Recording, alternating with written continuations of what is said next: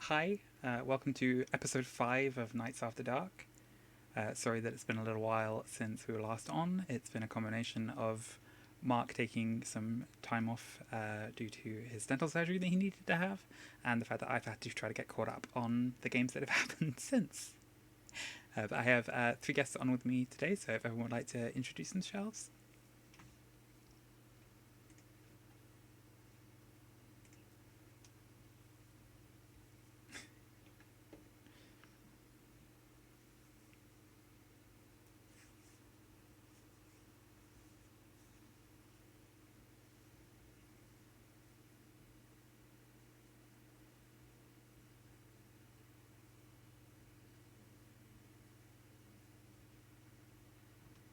Okay, we're going to try something a little bit different this week. Going to try to breeze through the sort of plot summaries of what's been happening in each of the individual games, so that we'll have some time at the end to sort of check in on some of the larger macro level developments that have been happening in the plot.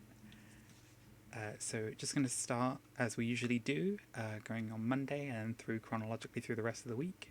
So in A Company of Fools, last time that we checked in, the party had just discovered the gateway leading into Mythfont, and made a tentative step inside, only to have Sparks almost immediately go in and pull everybody out by the ear, as the team mom is wont to do, to remind them all, we have just spent the past however many sessions setting up and getting the heads of the houses in the city of Grobet to agree to a meeting.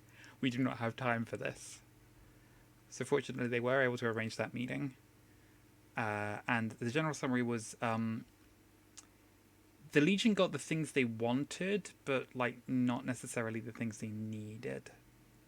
So they have their funding now, and they're technically knights of the city, and they're allowed to recruit from the City Watch in the neutral districts. So they have manpower again, but they're also now responsible for defending the city, and they still haven't really made any proper allies among any of the houses. The only thing that all of the heads could agree on was everybody hates Lord Weston, and so they're now responsible for going and arresting him.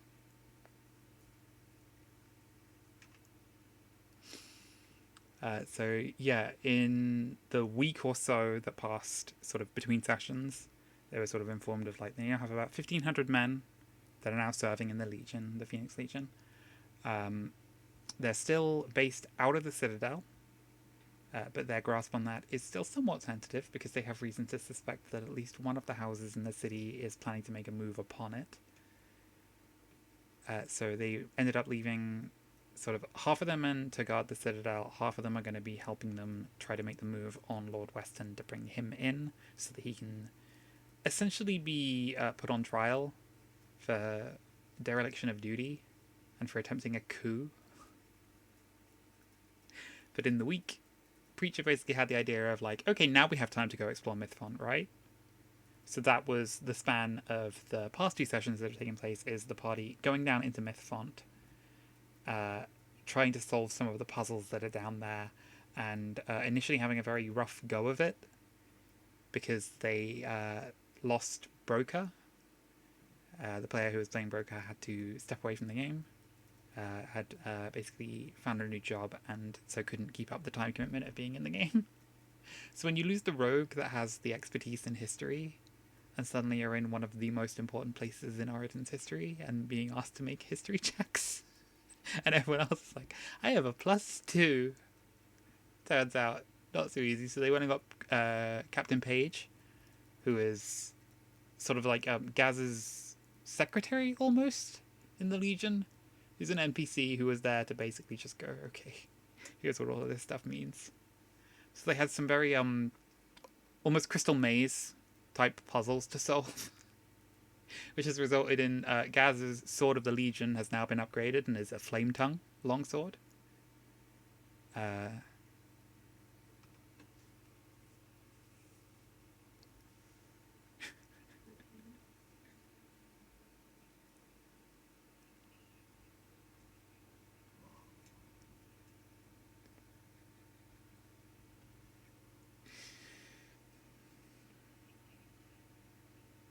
See, I feel like especially strongly for Dio in this situation where it's all stuff from the old Sunday game that she played in.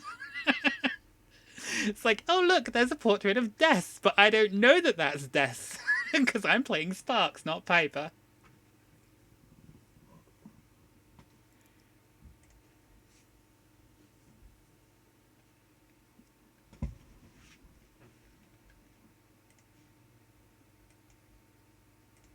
And Hold on, try and again some now. Check test. Better, no, worse. I think I might have had desktop audio muted. That might have been the problem. yeah, now they can hear you. Yeah. And second thing, I think the title of the stream is messed Or- up, Yep, It is. but I think that's fine. When I finally get that fixed, that will be when this show starts feeling like we know what we're doing.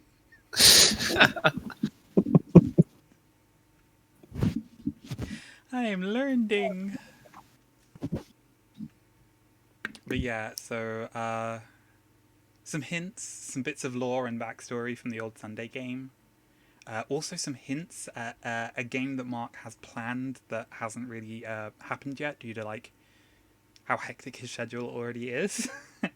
That we learned that there was a point in Oriden's history where a rift opened up and demons started like pouring up onto the surface, and Merwin led a group of heroes whose names have been forgotten by history because the players who are going to play those characters don't exist yet. But he led them on a charge sort of down into the rift to seal it from the inside. Yeah, he told me about this a while ago, I think, or like a few weeks ago, and it's really cool to see the duality between one of the games very far into the past coming up, and then now there's another one, and that still hasn't been put into development at all, and we unfortunately saw the cessation, Yeah, I think. yeah, of the Sunday game, of what lies ahead with the whole prelude. And now we have a shot at another prehistorically delving narrative to Origin, which would be really cool to see. So, fun fact: there is like a canon theory, David, that at least one of the characters from the Sunday game is still alive and possibly in Oridon. Yeah, And definitely at least one. yes, We're at least one. We're pretty sure that Merwin is Andal. Yes, just a little There bit. is, interestingly, based on some of the details that we got about this expedition down into the Hells to seal up a rift, and that on the tapestry it was revealed that, like, in the last image on the tapestry at the very, very bottom, that the party were joined by a purple tiefling, which makes it look like Andal might have had, like, an ulterior motive for leading this party down there. It might have been to go and rescue his girlfriend. it's the little things. Depending on how their relationship ended up shaping out. But Dio and I are very much of the opinion that Oscar and Piper are still alive and are still a complete nuisance to Merwin. Consistently. I mean, I'm talking even like mechanically. So Piper was an Oath of the Ancients paladin. Paladins, 15th And level, they don't age. They stop aging, so she effectively becomes immortal, which is kind of an interesting development. Because everybody in the Tuesday night group is kind of like secretly rooting for the Grandma Piper episode that we all kind of are hoping is going to happen. We'll see. I wonder what her body count is after like 3,000 years of immortality. 69,420.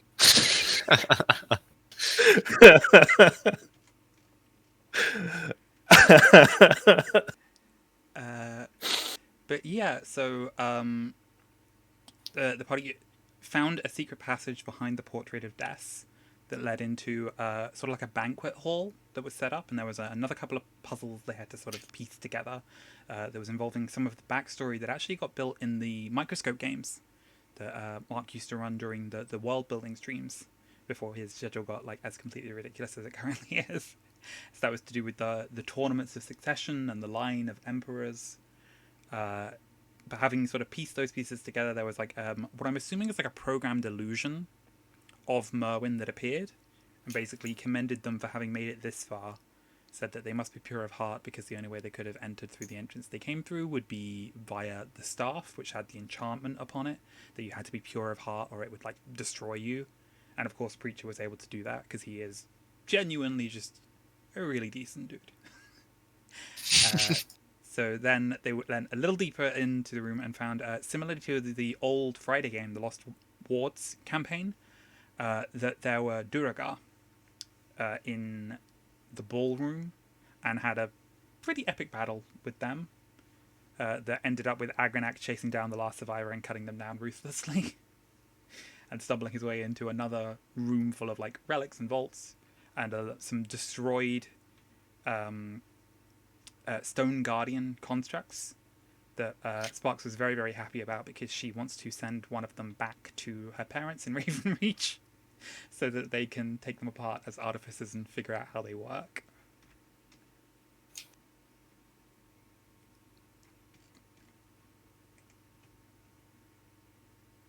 Yeah, I think the Monday game is getting to one of those stages where it's like, they're,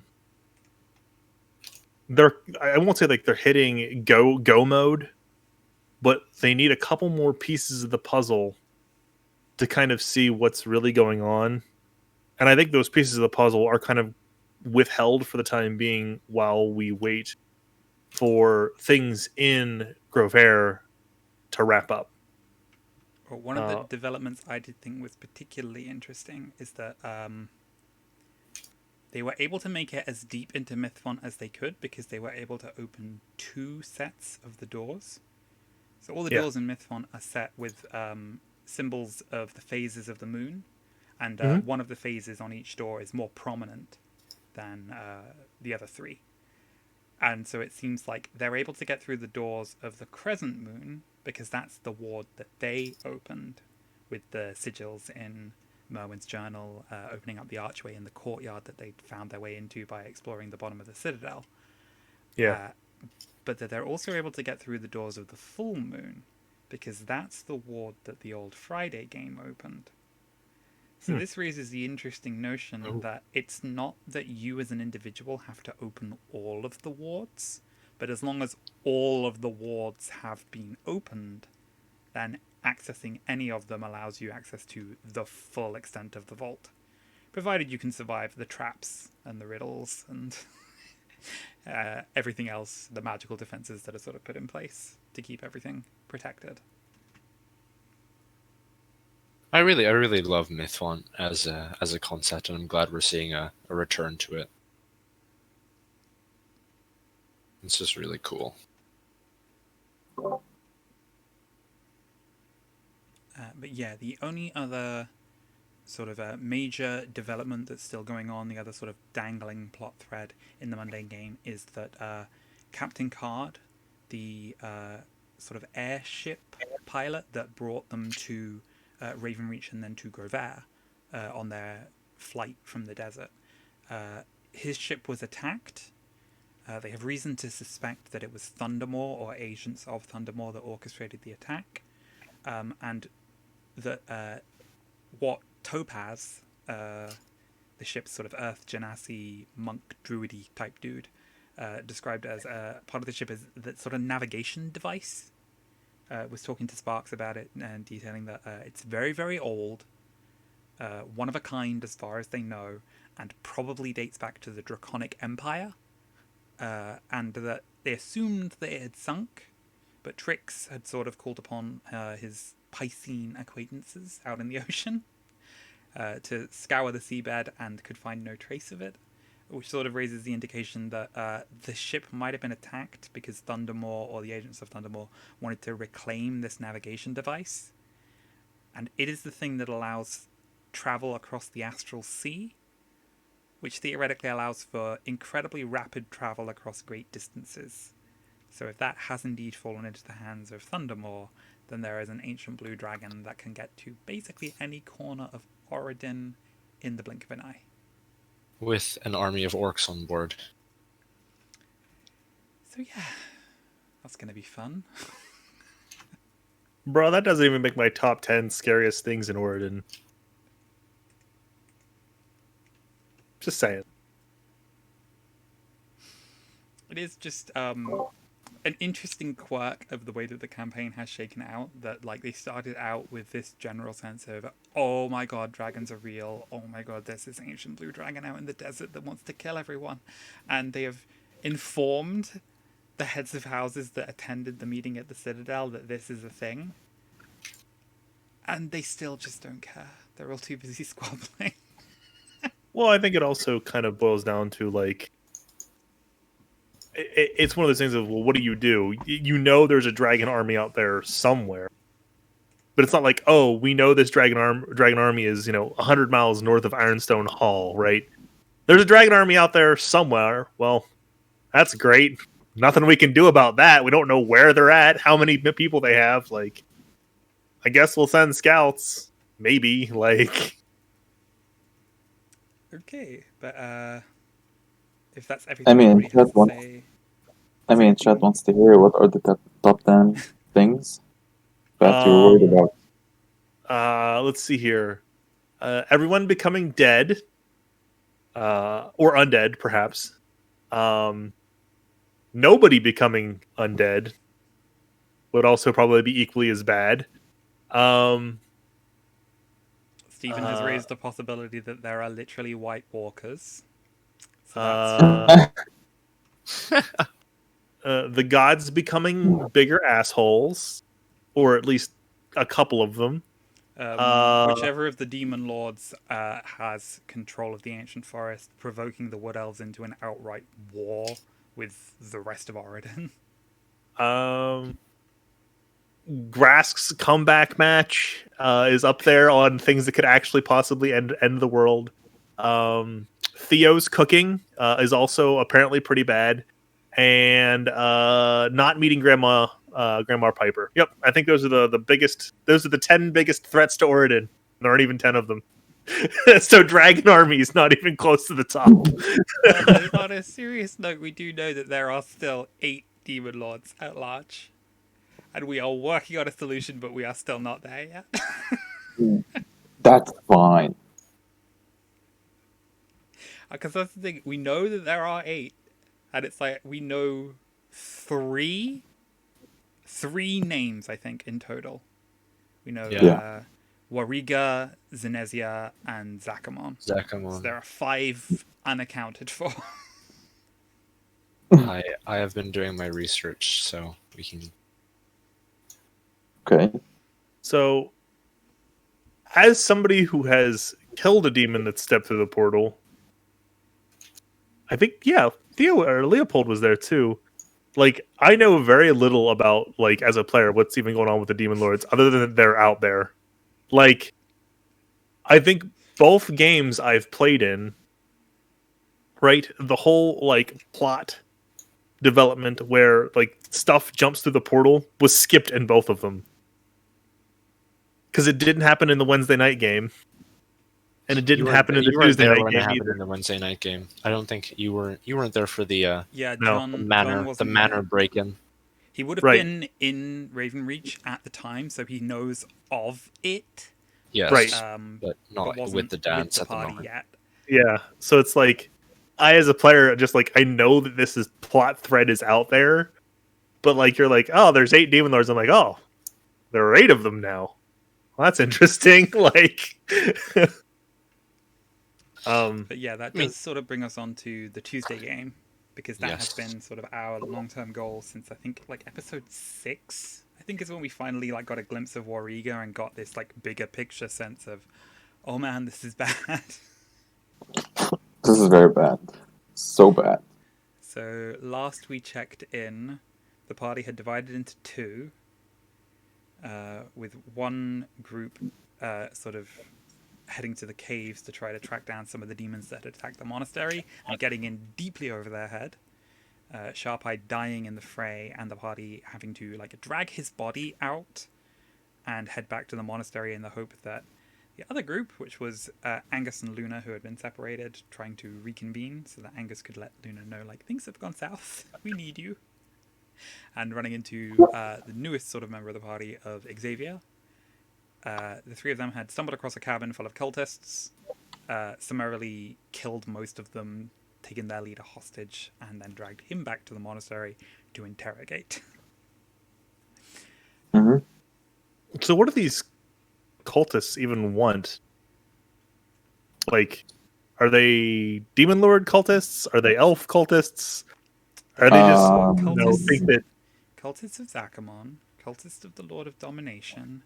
Unfortunately, they left a severely sleep-deprived Angus in charge of interrogating him for information. So we That didn't went learn well. much. Yeah. They're not the So- most cooperative folk either. They And attacked really, it the seems, the monastery looking for the feathers we're looking for. So that's what we have learned. Okay. So they're like, yeah, When they failed, for some reason, they decapitated one of the sensei's head and fled with it. so that would be Master Crow, right? Like, I'm keeping Yeah. a tentative thing on what the Tuesday group has been up to, but Yeah. So they fled to the forest, and my character followed them there, where Angus later on joined us, and we were able to bring back the head and the leader of these cultists. So yeah, that's what we know. And Angus did use Speak with Dead.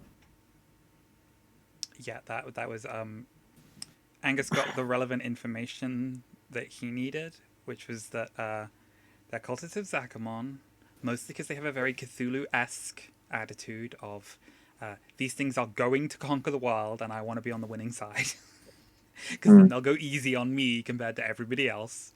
That they did have a journal or a spell book that was presumably used for the ritual to bring an avatar of Zakamon into Oridon, the same way that we had found such a journal on Reginald Shepard, that he had found washed up from the ocean. So this seems to be the way that they have manifested, is each of them has found a way to materialize a book with the instructions of how to bring about their presence.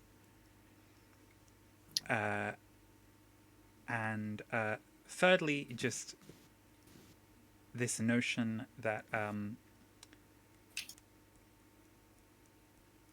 like Nor said, that they seem to have some notion of that the ritual that we're working on exists. So it's not just that we need to find everything, it's that we now have like a race against time to track these things down, because it seems like there are agents in the world working to try to prevent the ritual from being performed, which might tie into the Wednesday game, because the Spear of Morrigan was stolen specifically to try, it looks like, to keep the feathers out of our reach, or maybe just because it's a powerful artifact that somebody wanted. Oh, yeah, there were feathers on the head on the spearhead, right? David, they're telling you in chat that your voice is a bit low. Actually, Mark is telling you that your voice might be a bit low. so these aren't just like your regular cultists that want to make tacos a sandwich, right? They're No. they're into some really evil shit, basically. Okay. So Yeah. I guess so there are 8 demon lords, right? But for me and for the people who might be out there watching, right? Like, we know apparently like 3 of them, right? Do we know what the demon lords even like really want? Like they like, we assume they want to come here, but right, like demon lords typically they're chaotic, right? So they're not going to want to work together, right? They're not going to come here and be like lawful, be like, yep, we're going to divide this place up. We're going to like, do they just want Oridon as a battleground? Do they just want, like, you know what I mean? Because they're not lawful, they're chaotic. Insofar as we know, each of them is sort of like an avatar and embodiment of a concept, the same way that like gods represent certain domains. Okay. So Wariga is like the goddess of the sort of demon lord of rot and corruption. So that's why her manifestation has been spreading this fungus in the swamp that is like corrupting everything and turning it poisonous and killing all the wildlife. and not Grover. And so Rot, it's- corruption, driving the dagger home there a little bit. No, Well, okay, yeah, it's the place where she happened to manifest was because Reginald Shepard was from Anchor, out in That's the swamps, fair. and so that's sort of where her avatar has been summoned. It looks like by the Myconids themselves, because Philo was definitely corrupted by her presence. Yeah. Yeah. So she's like, in a cave underground, steadily spreading her corruption more and more through the swamp, and so that's spreading north and north, and so it's like, okay, we have ecological disaster to the south, ecological disaster to the north. Right, because this has come up in a couple different games where like there's a massive drought in the Wednesday game, right? Yeah. Where, And then I'm trying to remember. I can't remember what Zenesia's represents, but Zachamon's the Lord of Domination. And Yeah. so it's that question of Desecration. Zenezia. Yes. Yeah. because it's a in the notes, bunch of the Jack. temples were desecrated in Raven Reach. Yeah, that makes sense. Mhm. so And Mark says Ravenreach is getting Yeah. perpetually darker, and it is Yeah. spreading as well. and we know that there's a demon lord in one of the towers in Raven. I don't think we So know that's the name fine. of that demon lord. So I guess That's 4. that's 4. Well, I think Zenezia was the is the one one in. from Raven Reach. Oh, Yeah. okay. Oh, okay. So, okay. Continue on. Tuesday. I know so little about Tuesday that this is all kind of like But fascinating in a different way, right? Like, But after Angus got the relevant information, killed the cultist, and then remembered, like, oh, wait, Xavier wanted to question him too. And so did the whole connect with dead thing to manifest his spirit inside of himself. So that Xavier could get a couple of questions that are specifically about the cultists that had burned down his village, and sort of like who their leaders were and where they were going. And was told that they were heading to Ironstone Hall, but with Speak with Dead, you can't really know whether the spirit's being truthful, if they recognize you as hostile to them, say because you just killed them. Yeah. So the party had a pretty rough go of it. Had a meeting in the aftermath of Luna having resurrected Sharpeyed, and Nor, it would be interesting to get your perspective on that whole scene, because that was very much sort of like you and Mark playing a scene against each other.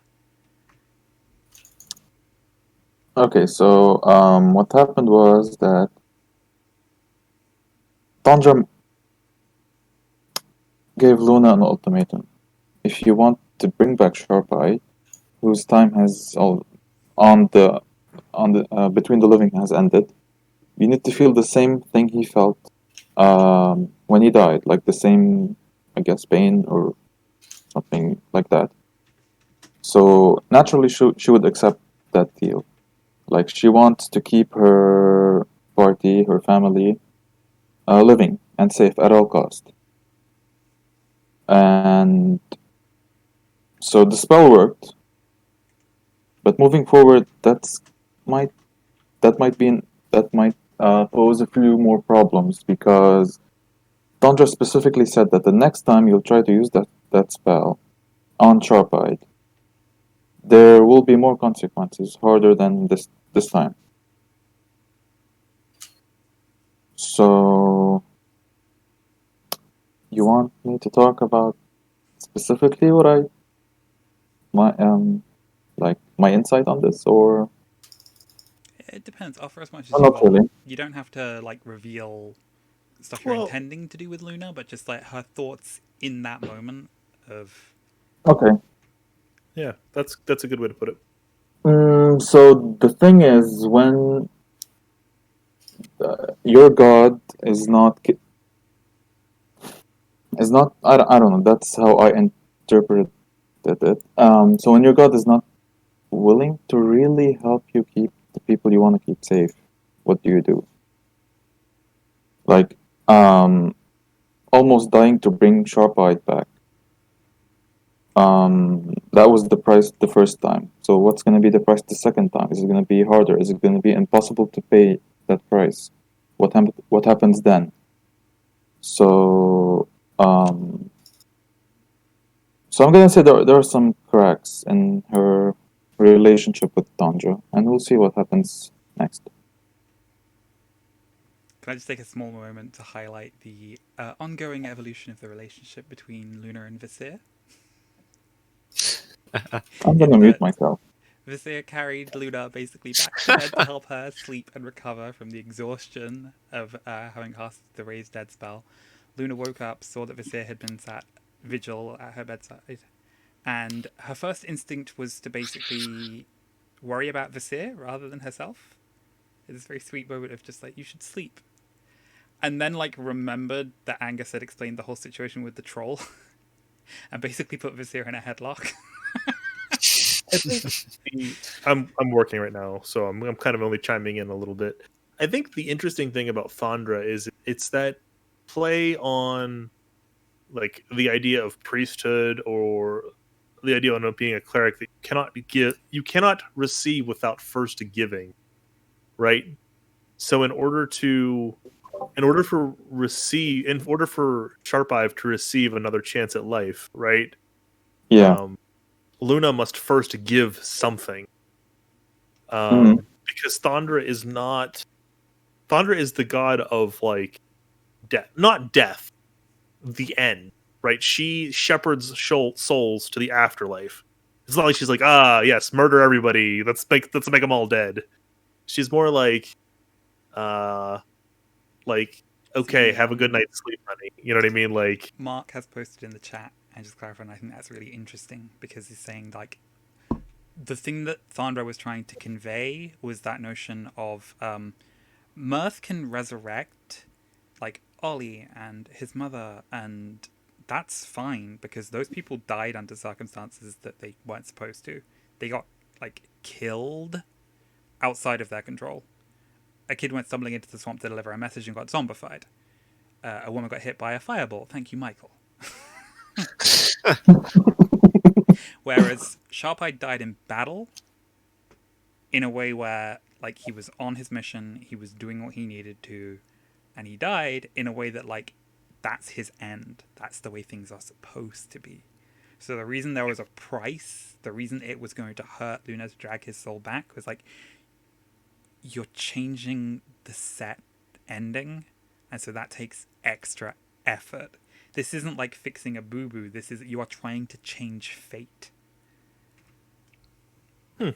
So like Okay. what happens when another member of the party dies, and for Tundra, his role has ended. Like this is what she has in mind. I think that You probably know what I mean? from a total outsider's perspective, right? Like, that's probably a Mhm. conversation that Mark, Yeah. that player, and the cleric will have to have kind of cooperatively because we are playing in a big Yeah. shared universe, right? So Well, it is also just trying to get across that notion of how do you make death and the threat of death still feel impactful when you get to the higher levels of play where suddenly, well, we need 500 gold pieces to buy diamonds with isn't an obstacle anymore because you're earning way, way more than that going into dungeons and delving and finding stuff. Like, we are yeah, getting to that point now where, like, any party that has a cleric that can cast at least Revivify has diamonds because they've budgeted for it.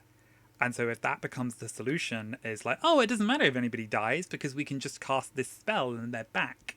yeah. Again, it's that you cannot receive without first giving, right? Like it's that, yeah. Mhm. I think it's interesting. We have 3 of the 4 clerics, 3 of the 5 clerics in Oregon right now in this channel. So it's definitely very different to have this conversation here, right? Because we have, I Yeah. don't know. Well, it's just when you look at Leopold specifically, we have a zealot barbarian in our party. There is no cost. There is no cost to There bringing is him no back. material cost. But if this exists as a cost, that means I have to start seriously considering, like, do I take a -4 penalty, a -6 penalty? Like, we don't know how high up it stacks. until it gets to the point where it's like, I'm the squishiest member of our party because I've rolled terribly on HP. The rogues have more HP than me. That's how bad it is. It's funny. Yeah, I don't know. But yeah, so in the aftermath of Sharpeye coming back, Mirth was able to sort of cast tongues on Sharpeye to let him speak fully to the party, because he is still like learning Common. He's getting there, but he's more eloquent when he can speak in Draconic and have that basically translated for us. And essentially schooled everyone on, like, I don't care what your interpersonal problems are. We can't split up. We can't be divided. We need to be together to get the job done, because that's why we're here, is to find a way to stop Wariga and all the other demons out there that we don't even know about yet. And so, yeah, the party sort of came together, buried the hatchet in a number of ways, and then had to make the decision of where do we go next. Luna brought the party into the secret that Queen Evelyn had entrusted her with, that Angus had already learned by eavesdropping, but still. And so the group sort of settled on this decision of Coriel Wood is nearby, and we know that there might be one of the things that we need in Merwin's cabin, which is rumored to be in Coriel Forest. So we should visit. And Angus was very, very insistent on the idea of, we have a gift that we can present from the hoard that we found when we fought the Malevolent. We found these 2 items, a rapier and a shield, that belonged to a great wood elf hero, and returning these things might be a sort of measure in our favor in terms of letting them, like, grant us passage. And had to convince certain members of the party that this was a good idea, and that we shouldn't just sneak in. And the seer started playing on his drums. Just saying. Just had to say that. Yep, it's sort of hilarious that Xavier was really harping on Luna. It's like, Luna's terrible at stealth. Like, I don't think there's actually a member of our party that you would want on a stealth mission. We're not really set up for that.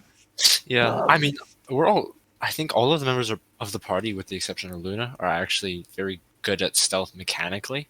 But our approach has always traditionally been kind of run towards problem, apply excessive force, run away from problem. Yeah, insert Well, image of that's what- Angus and Mirth running away from dogs.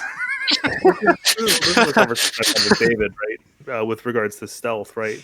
It's not. It's. You're right. Like, you all mechanically are okay at stealth, but it's how you approach stealth. Like, Angus doesn't try to sneak around, because why would you bother sneaking around when you could just talk to people? Like, that's the approach he takes, right? Like, you could break in and steal stuff, but, like, or you could just ask nice. Like, there are things you can do. Like, It's that point stealth of, is truly his last resort, basically. you don't have a lot of reason to hide on a pirate ship. Yeah, like, yeah. I don't know. So what's going on in the Wednesday game, right? Like, But yeah. So just to leave it the way that it was. That the party had gone to the elf home of Shadebrush. Luna spoke to the seer. He sort of gave the situation of the cabin does exist. They don't think that there's anything there, although Luna suspected that he was hiding something in that regard. It's sort of like very, very good insight in that situation. But said that you are permitted to travel within the forest. Luna, you keep hold of the shield. That's like the symbol of the fact that you have permission to be here, and that they accepted the sword as like the gift.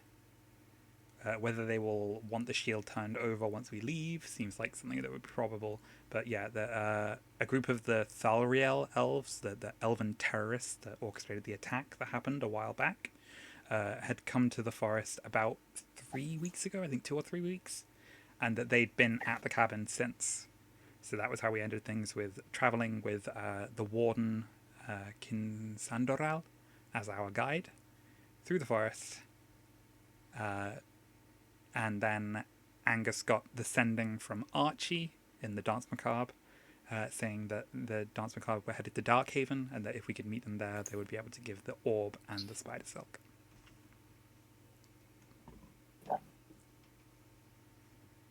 So I don't know if there's anything else anybody wants to cover about the Tuesday game before we move on to covering Arc. I guess since I have three of you here, like, how do y'all feel about the Tuesday game? Like, are you like nervous about what's going on? Or like, do you have doubts on whether you can be successful? Like, okay, so like, yeah, okay, We're way above our heads. That's a certain thing. Yeah, we've been out of our depth since like episode 6. Since we found out about Warrior, it has consistently been we are trying to do our best to find a way to fix the problem.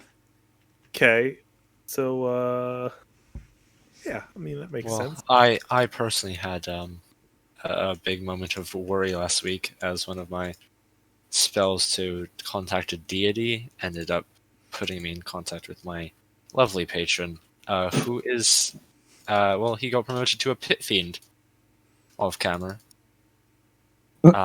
So that's a lovely Whole gang. development. We have Whole to. gang. That's a great development we have to deal with in the long run.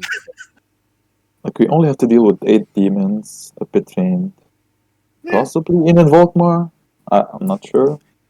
we'll see. Some terrorist elves. We're Like, gonna visit. We might go visit the Dance Macabre soon. Yeah, that's a whole. So we'll have to deal with Theo's cooking as well, which is another. Yeah, I mean that's literally world-ending material right there. Which is on the Yeah. top 10. You So, might yeah. have to. Angus doesn't have to eat. Oh god damn it! I'll just use prestidigitation. I'm fine. Yeah. So, like, do you guys all have that like overwhelming sense of dread, or is there like a? It's like a dread, but it's tempered by this positivity, or like. No. Yeah, Nothing? I think the whole What? sequence with Visir playing the music going into the forest is a really great encapsulation of like the group spirit, and that we need to make each other laugh because we understand how serious the stakes that we're dealing with are. I understand, Pat, that you haven't watched the recent episode. No, I haven't watched hardly any of the Tuesday game. I guess I should say. I mean, if you just watch like 30 minutes of our game, you'll understand what's the general mood.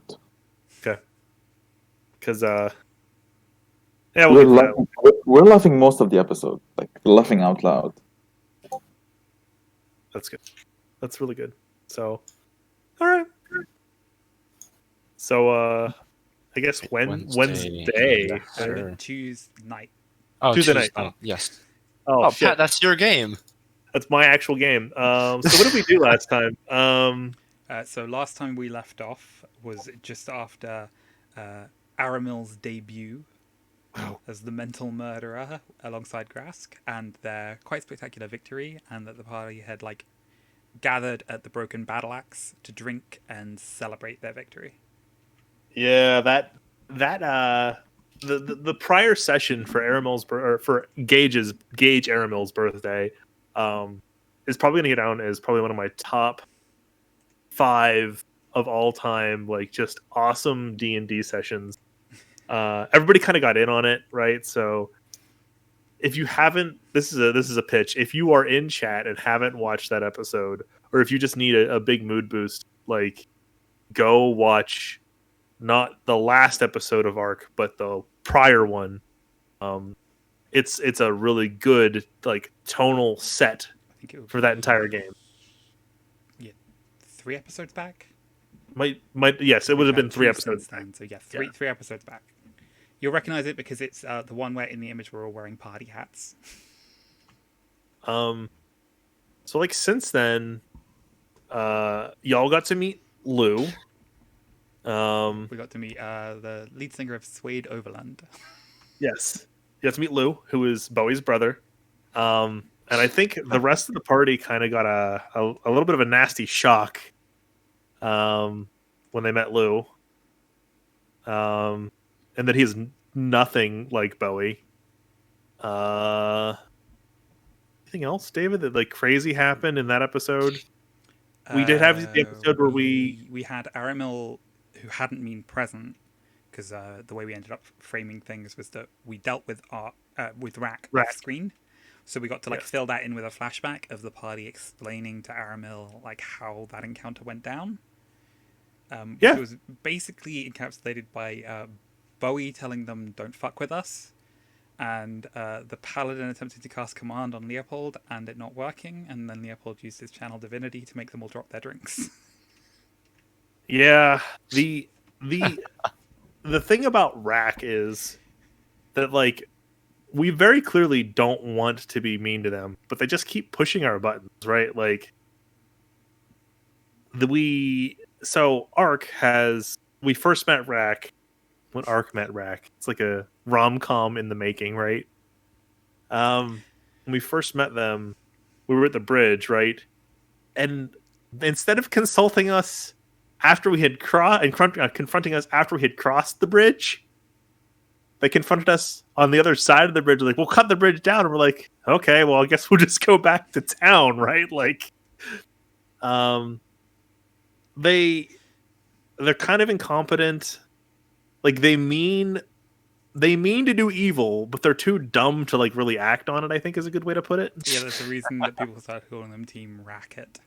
Yes. That whole first encounter of like, we're gonna mug you when you cross this bridge, and it's like, okay, and then we'll just go back to town, and them having to be like, no, wait, and run onto the bridge, so then you could just cut it, and two of them fell into the river. It was a very Team Rocket moment.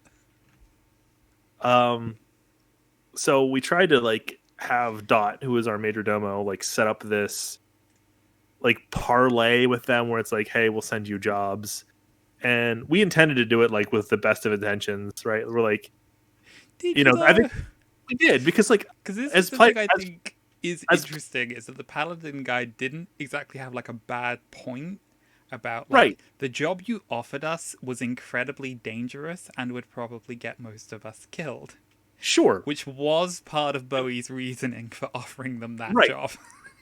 But they also had a necromancer, and a lot of us weren't really super aware of who Enan Volkmar was at the time, and we just assumed like, hey, well, they have a necromancer, they can go deal with the undead. Like, we don't have an inroads to this. One thing led to the next, so they followed us to not Riverdam Raft, Dragonguard Keep. And then they tried to steal our shit again, and we had to tell them like, look, this is your third strike. Like, you're out. Like, we're not playing games anymore. This isn't funny. Stop screwing with us. Which was weird, because like I'm playing Bowie, and Bowie's like this big lovable dumb guy. Like, I don't know how else to put it. But like having to be mean, but in a Bowie way, was difficult. Yeah, I think it was very much framed from that point of view of he's not being mean, he's being protective of his friends. Yep.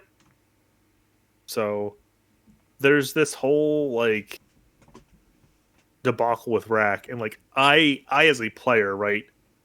Like, okay, let's be real. If we meet Rack again, Tagori is just going to kill all of them. Like, we're gonna have to stop her from making little Rack pin cushions. But I think we're gonna have to decide at that moment, like, are we gonna kill these guys? Like, are we people who are capable of doing this? I'm sorry, it's just my immediate mental image was like Grask doing a battle charge, and every time he's about to get to one of them, like an arrow just snipes them down. Pretty much. And he's just looking back at Longfalls like, let me get at least one of them.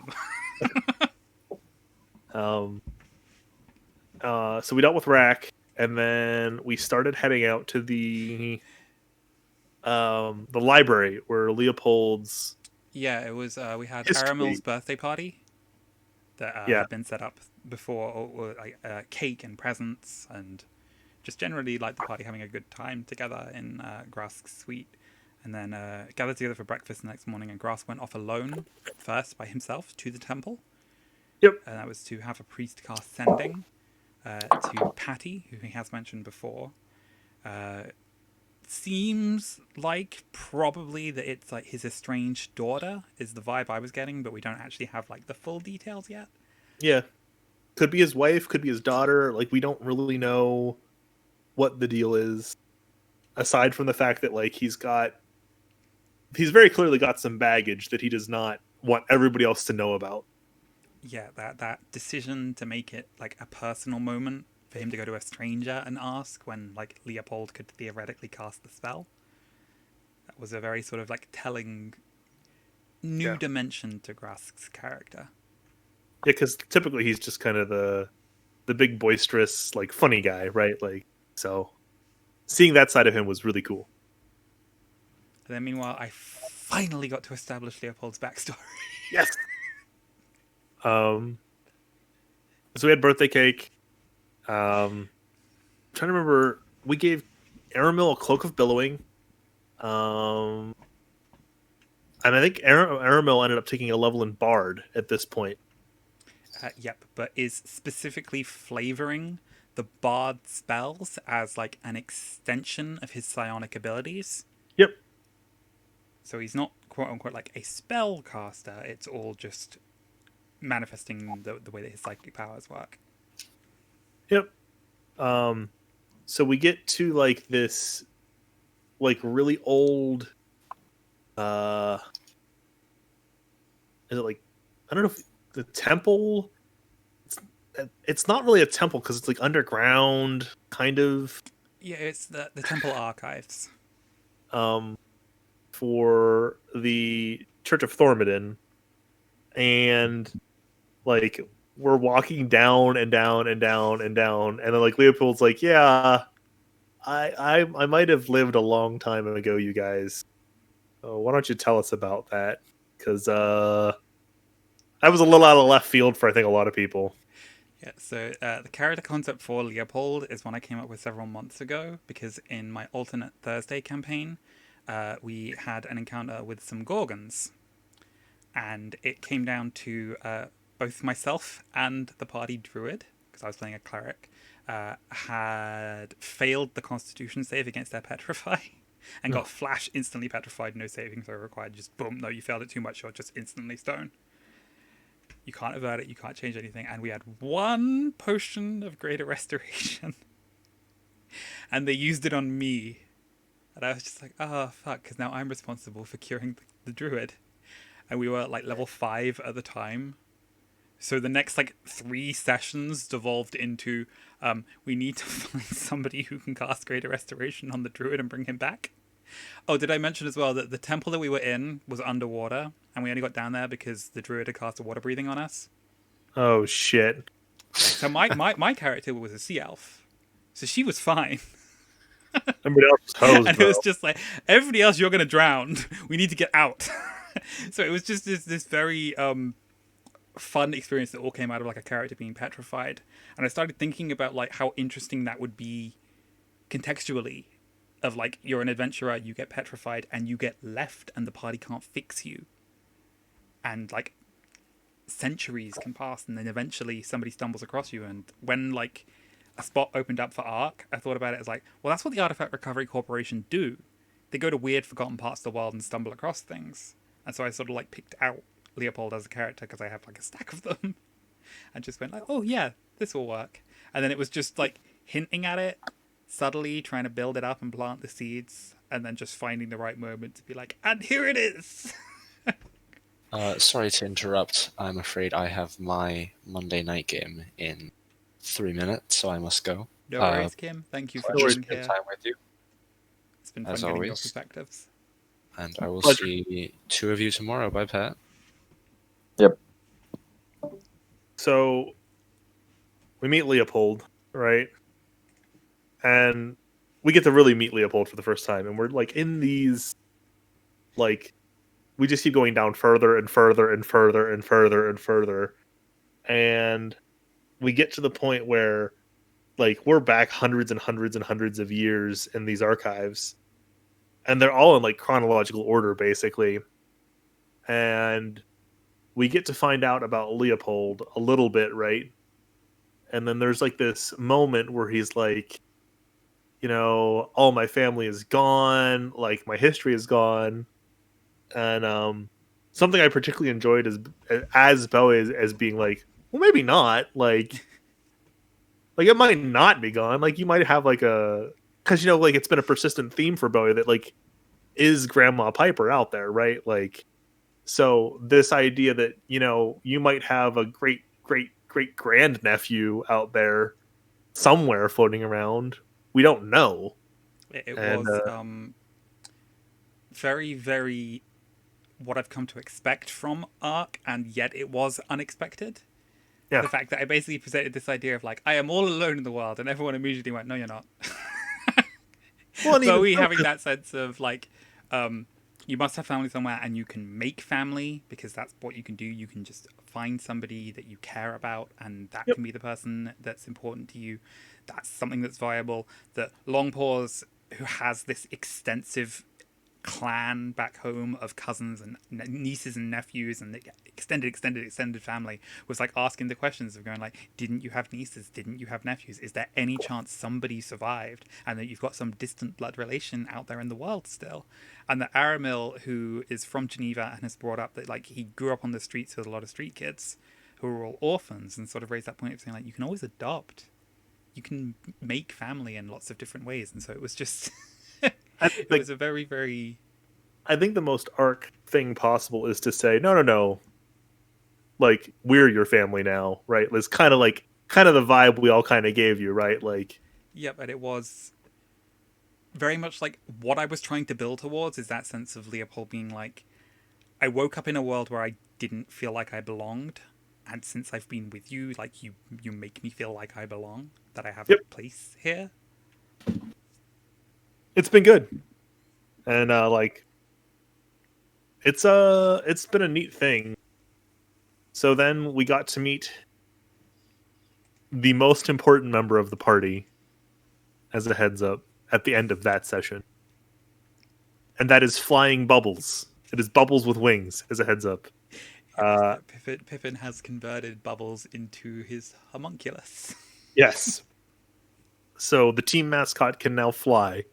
We have a sentient flying black pudding in Volkmar we about to throw down. That's all I'm saying. Like, come at me in these DMs, bro. Yeah, then in the most recent episode, we finally made it to the Nickel Key Cuddle Lodge to actually like do one of the jobs that the party had taken on. Like months ago. Like literal both in universe and out of universe fucking months ago. We have done nothing for like 3 months basically except tool around and be douchebags. Like I don't know how else to put it. But yeah, so had an incident attempting to make hot chocolate. No, we went sled riding first. Well, half Y'all- the party went sled riding, the other half of the party tried to make hot chocolate, and it went badly.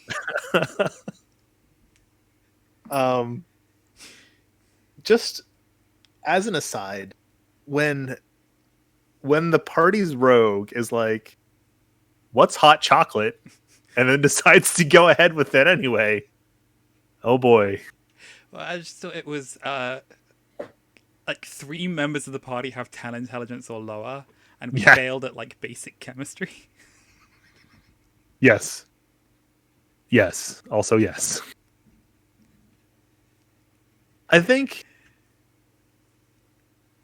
we got inside, right? And we go down. Grask is like tooling around in the basement, and he's like, and the wine that's spilled all over the floor was there when we got here. I don't know what you're all talking about. And we go down to the basement, and we like have no clue where this trapdoor is. So naturally, we do what Ark does best. We just pull shit out of our ass until we find a solution. So this solution involves Bowie talking to a mouse. And we went into the House of Mouse. I mean, it worked. I find that happens a lot. That if you use Speak with Animals, a lot of the time the DM's like, "Oh, good, a convenient way to give you the information you need."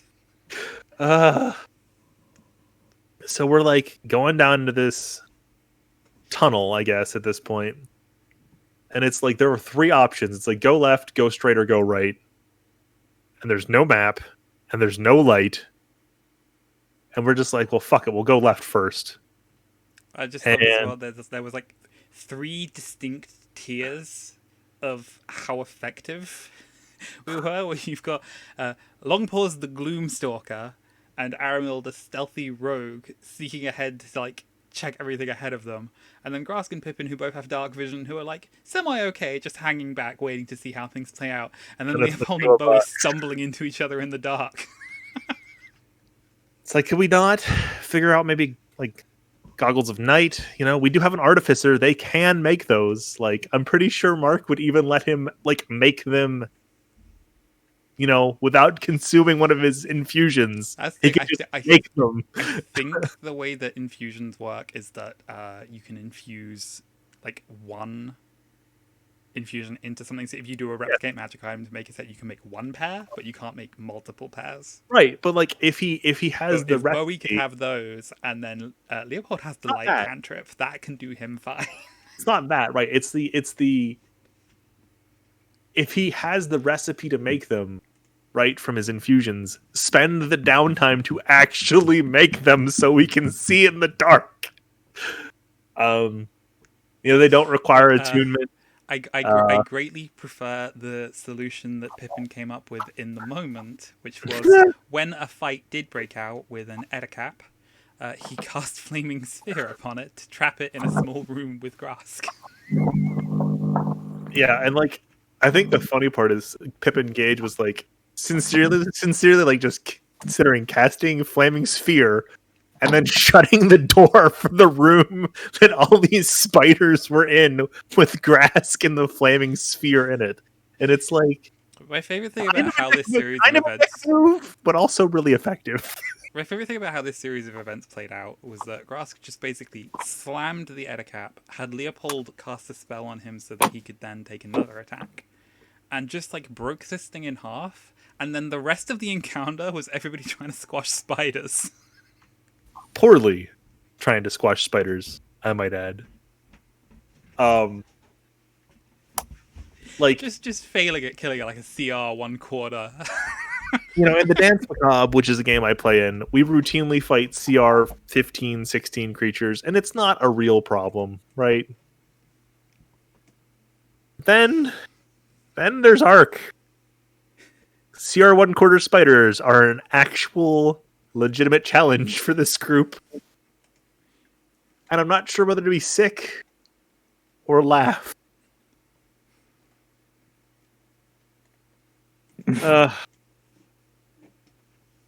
What was the hardest fight? The hardest fight in Ark. Hardest fight in Ark is actually getting anything done. Well, that is the actual boss of Ark is going to be us completing any jobs.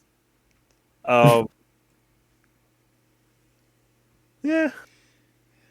We haven't really fought anything lethal in the dance since I have joined. Mhm. We fought a hag. To be fair, I think that's because you saw this really, really tough demon and just went, banishment! Thanks, Archie. It's It works. it worked, but yeah, Ark.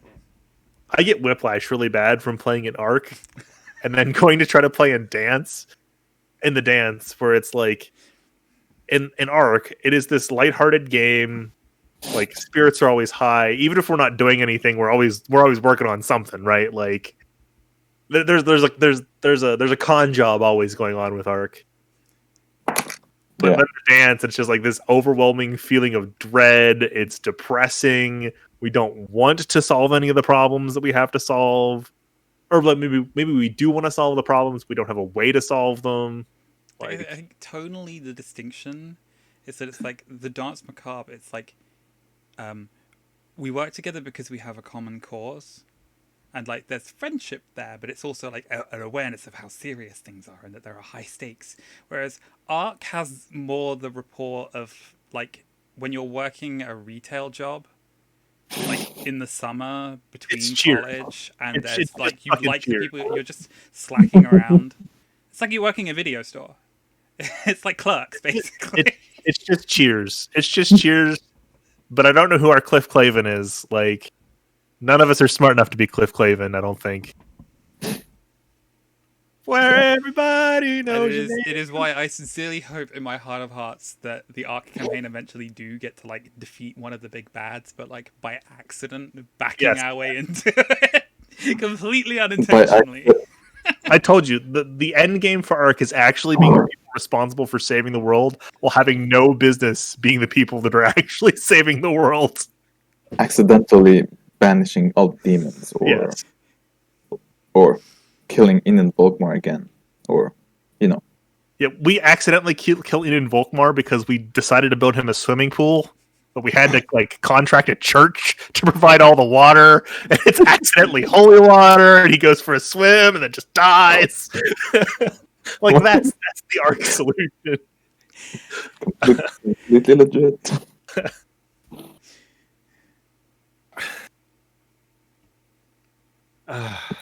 Yeah, Like you have other parties, like members are dying and it's dreadful and people are dying left and right, and yeah, you build a swimming pool and kill the biggest the biggest threat to humanity that humanity has ever known. Because we wanted to throw him a pool party for his brand new birthday. Like, Yeah.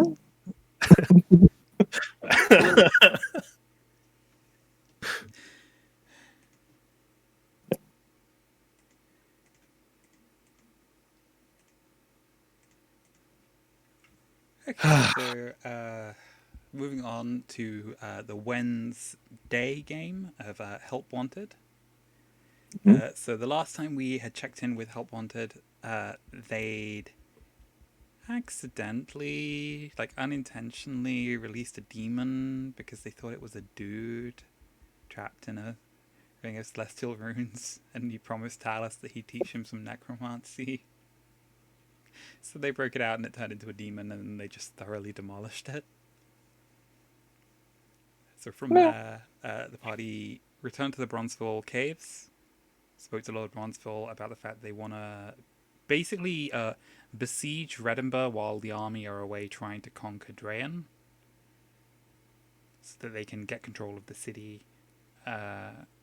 Asked him to sort of send word to Drakengard Keep on the basis of like, well, you're dwarves and they're dwarves. Maybe they'll be interested in this hammer thingy that Nolly's got that seems like it might be like the hammer of Thormodon, kinda. Meanwhile, their plan was to head to Rivendam Raft and seek reinforcements there. So while they were on the road, they found an artificer's wagon that had been attacked by goblins, but it was so thoroughly reinforced that the goblins hadn't been able to get inside. So they added Maldo the Magnificent, the artificer who'd been leading the carriage, into the barrel of NPCs to revive once they have diamonds, and found a bunch of useful, sort of very, very valuable stuff in his bag of holding that was also inside the carriage. Carried on, got slightly detoured off to the side of the road, and Marek found a wood elf priestess of Nadara in a sort of apple orchard grove that seemed like it was like a nomadic sacred site for Nadara. Her name was Eumenea. They spoke to her for a bit. She revealed that she lost track of her son, who was also a druid, about 1,000 years ago. And his name was Ricanian Faerith. And so the Tuesday Squad have already met him. And he is just lost in a cave somewhere in the Maris swamplands, just chilling With out with some bunnies. bunnies. But the reason that she had lost track of him was that there was a Rakshasa named Tegnashra who had tried tempting Ricanian away when he was very, very young. And so that was sort of how she lost track of him. And that she sort of said, like, I don't know how you came to be here, how you got diverted from the road. It is possible that this Rakshasa knows that we have met each other now and that it might be after you. please be careful. If you can kill it or divert it, that would be great. And so Vespasian basically said, okay, send us ascending in 10 days and we will check in with you. And then they carried on towards River Dam Raft, stumbled their way into an ambush that didn't go well. So Vespasian convinced Kolok and the leader of this group of halfling bandits, with a little bit of suggestion from Reyna, to sort of go their separate ways and talk and see if they can come to an agreement. So Kolok and Vespasian went and spoke to the leader of these halflings, who turned out to actually be Mayor Ozzy of Riverdam Raft, who had been ousted from the city along with several important figures within the city itself, who were being replaced. And so sort of putting the pieces together, Kolok and Vespasian sort of had this idea of, that seems like the sort of thing that this Rakshasa that we've just been told about might be doing. So maybe that is irrelevant. Ozzy explained that he'd attacked the party because he had received word from friends he still had within the city that this person who'd been impersonating him was going to receive a visit from a Dragonborn. And so they'd sort of seen Kolok and assumed. Meanwhile, the rest of the party had gone into the city of Riverdam Raft and found an inn to stay at. Here's the problem. Lucy got knocked unconscious for the first time in the campaign. And that meant that Nethi, the actual spirit that's been inhabiting Lucy for the entire campaign, the thing that gives her her power as a psionic soul sorcerer, was knocked out of Lucy's body, and Lucy the assassin woke up and set about trying to make sure that she wouldn't be possessed again by paying some halfling clerics of Robin to cast Turn Undead to try to banish Nethi. This resulted in Grim, Talis' familiar, being destroyed. And so when Vespasian and Kolok made it into the city, with Vespasian having cast invisibility on Kolok to keep the fact that there's a Dragonborn in the city on the down low, trying to call a meeting proved a bit hectic. Because Nethi had gone to Reyna and asked for help, and Reyna was pretty much instantly ride or die for her friend Nethi, who they had bonded over tic-tac-toe, and so that makes them lifelong friends. Oh my god. Does that mean Reyna is Nephi's ride or die? What are Nephi's ride or die witches? Because she's a warlock? Yeah, this was something I found particularly interesting and fascinating. I can't remember specifically how, but the question did end up being posed to Reyna, why do you know so much about demons? Where do your powers actually come from? And that her answer was basically just a friend. She's a fiend lock. And the party just don't know that yet, even though her signature go-to move is cast Fireball. Which she has been explicitly forbidden from doing while they're in the city of Riverdam Raft, because you're not allowed to cast fire magic in Riverdam Raft because everything's made of wood. That sucks.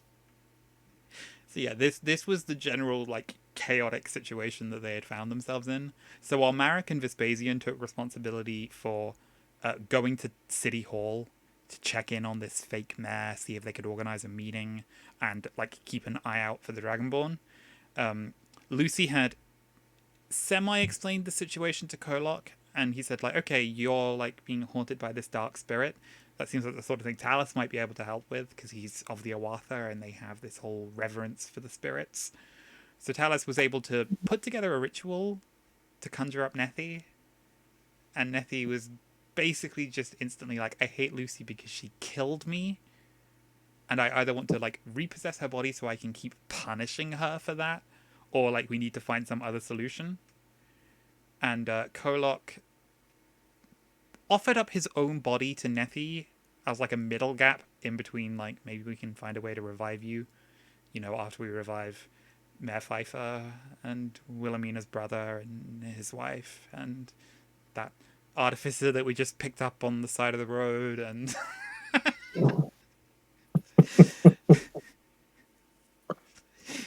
yeah, they have a lot of people they need to bring back.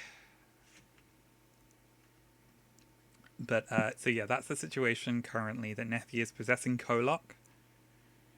while they try to find a way to restore Nethi's body so that Lucy and Nethi can like go their separate ways, if that's what they decide that they want. What happens then? That's going to be interesting to see is how that's going to play out. Is we will have to wait and see how the situation develops. It is also Breaking interesting to all look of at the it in rules. terms of this is something that we put together when Luna cast Legend Lore on Enon Volkmar to find out more about him. That one of the things that's sort of known or like part of the myth that's been built up around him as a historical figure is that he was conducting experiments to weaken the veil between the material plane and the realm of Sheol that is overseen by Thandra, where like the souls of the dead go. So this idea of like why does Nethi get to hang around as a ghost? That might tie into Enon Volkmar. We don't know that for sure, but it might be part of that. But meanwhile, Vespasian tried basically saying, "Can I have a meeting with the mayor?" Got told like 3 days is the best we can do, and so like just went, "Oh, I'm probably not going to be in this city that long, but like if he can fit me in between now and then, here's where I'm staying," and then like ducked back out. Marek had said like, "Hey, a load of people are gathering on the east docks. Like, seems like something's going on," so they went over there. Turns out there's a Dragonborn submersible, like the one that the Company of Fools campaign have previously had an encounter with. And this submersible, basically a green Dragonborn with very, very mottled, sort of brownish scales, got out of it. He was carrying a heavy iron lockbox with him, and once he had departed, the submersible then retreated to the middle of the lake and submerged. So Vespasian followed him for a little while. The Dragonborn noticed he was following him, and the pair had a brief discussion. The Dragonborn didn't have like a super good grasp on common, was able to like get his points across, but fairly bluntly, and sort of asked Vespasian like, "Do you speak Draconic? Do you speak the Old Tongue?" And Vespasian said like, "I don't. I have a friend who does, and we're staying in this pub if you want to come meet us later for a drink." And Dragonborn sort of said like, "Okay, yeah, maybe, but I've got this thing I need to do right now," and then wouldn't answer any specific questions about what it was. So the party, because Marek had run back to the pub to fetch everyone, so they all were there at the town square to see as this Dragonborn went in to visit the fake mayor. And that's how we ended things, with everybody trying to decide, like, do we have Reyna cast Fireball? Look, I'm just saying. Reyna casting Fireball sounds like a good time to me. Just, not that I'm in for the old death and destruction, but Casting Fireball is always a good time. It's just when you're on a floating city in the middle of a lake, starting a fire, probably not a good idea. There's lots of water available. Just have somebody cast control water. Yep.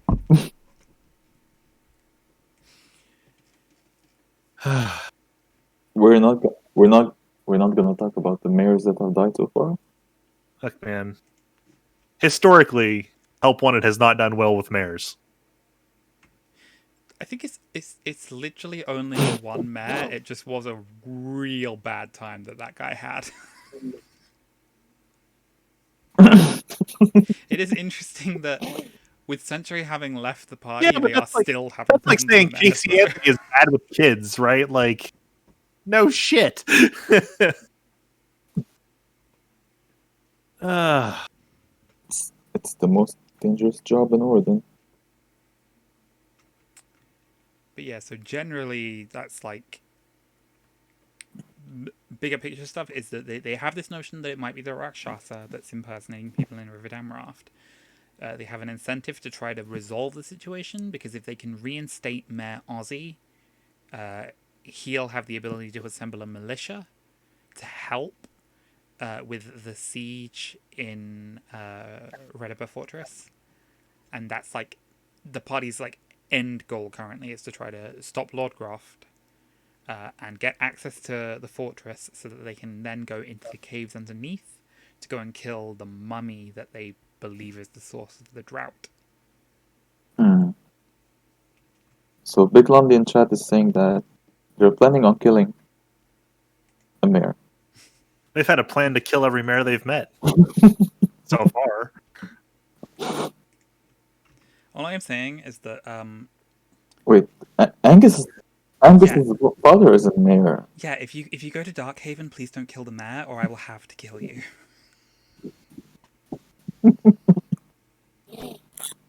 Just saying. So now we're on to the dance. Oh boy, Oh boy. it's been Time to be sad. Oh, the only other little moment I really wanted to highlight, just because I thought it was an interesting development in their ongoing dynamic, is that during the ambush, Talus went down and was one death save away from being dead. And Marek gave him a healing potion and was like bitching the entire time about you fucking necromancer, but still like chose to save him. Oh. see guys. Like, the other thing I want to note is that I have inadvertently started shipping Vespasian and Kolok. Their dynamic is a lot of fun.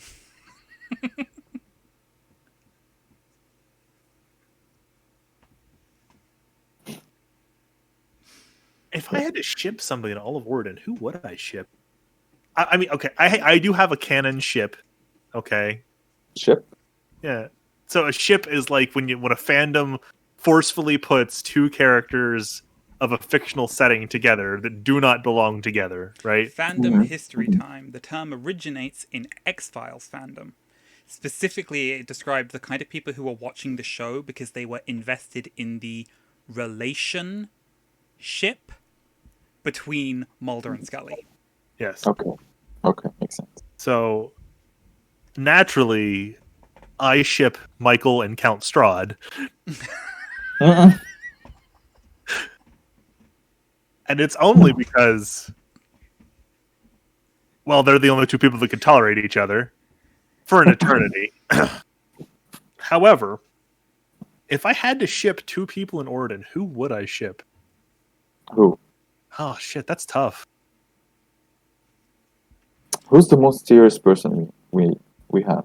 Like, out of all the characters? The most serious? Hmm. I don't know. There's a couple really serious, like deathly serious characters. John's one of them. Mhm. There is I think pretty much everybody. Calith's Yeah. kind of deadpan serious. Yes, Caliph is deadpan serious. In his own way,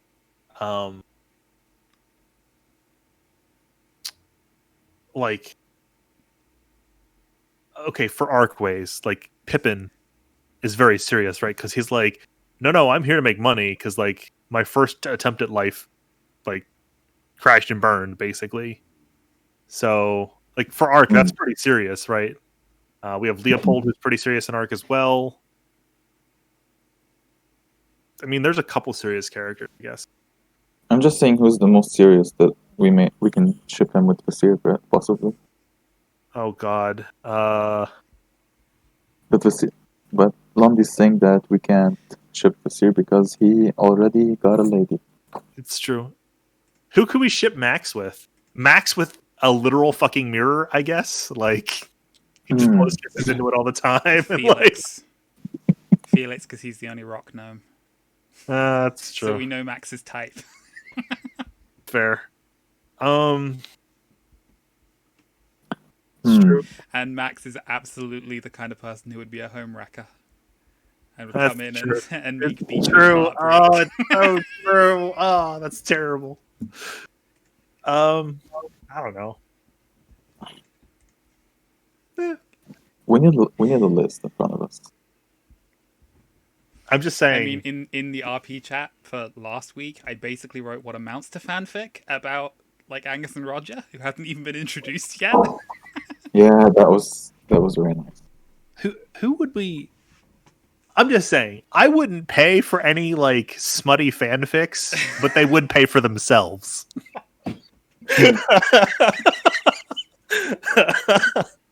We got Archie and a ghost, right? Archie and Susan is probably the most canon ship in all of Oregon. To be fair, I don't know if Visir and Luna have been on a date. That happened on cam. And that was not awkward at all. So how about Surani? Here's the thing: if And you're gonna write fanfic about what happened to Serani when he was at the Gilded Orchid. We know that he spent a lovely night with a half elf lady. What happened? There may have been pruning shears involved. kinky.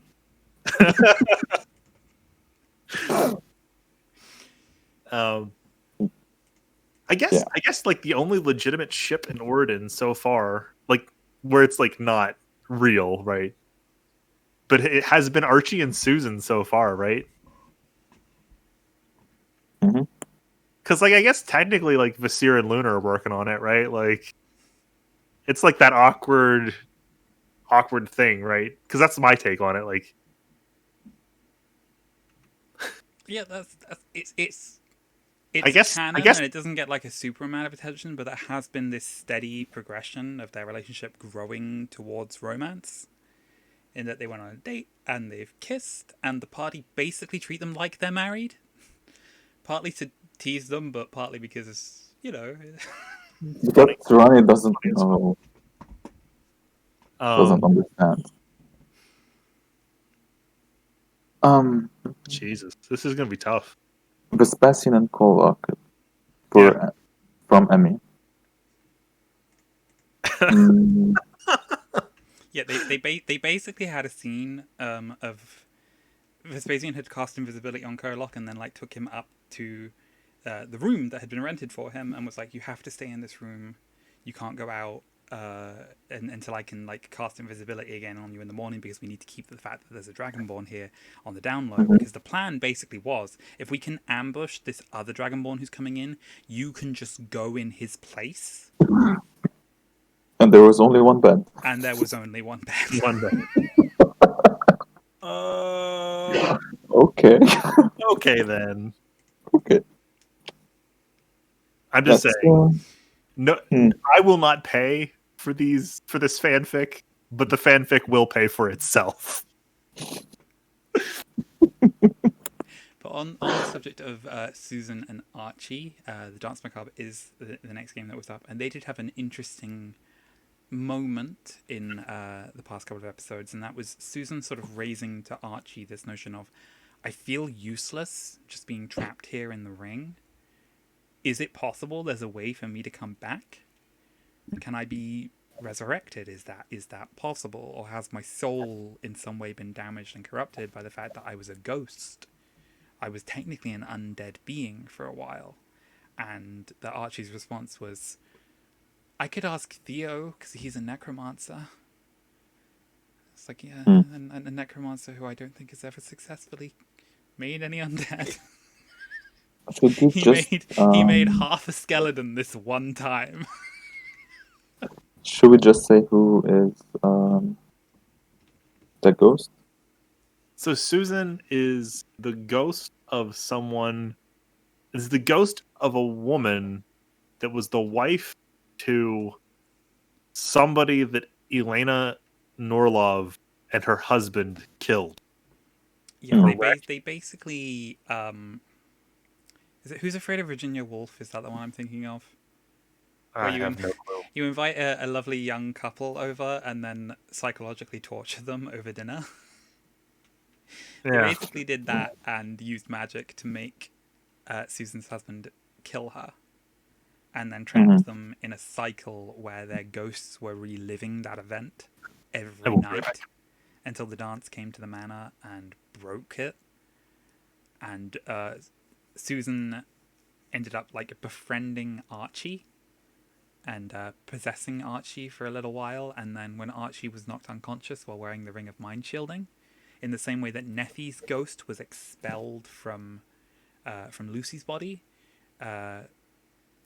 Susan was expelled, but then like pulled into the ring of mind shielding, because that's one of its properties, is that if you die while wearing it, your soul enters the ring, and then you can choose to depart for the afterlife from any point after that. So it's basically really, really useful for like assassins, in that if your body can be recovered, your soul is then in the ring, and then anybody who wears it and attunes to the ring can speak to you telepathically, and you can relay like, here's who got me.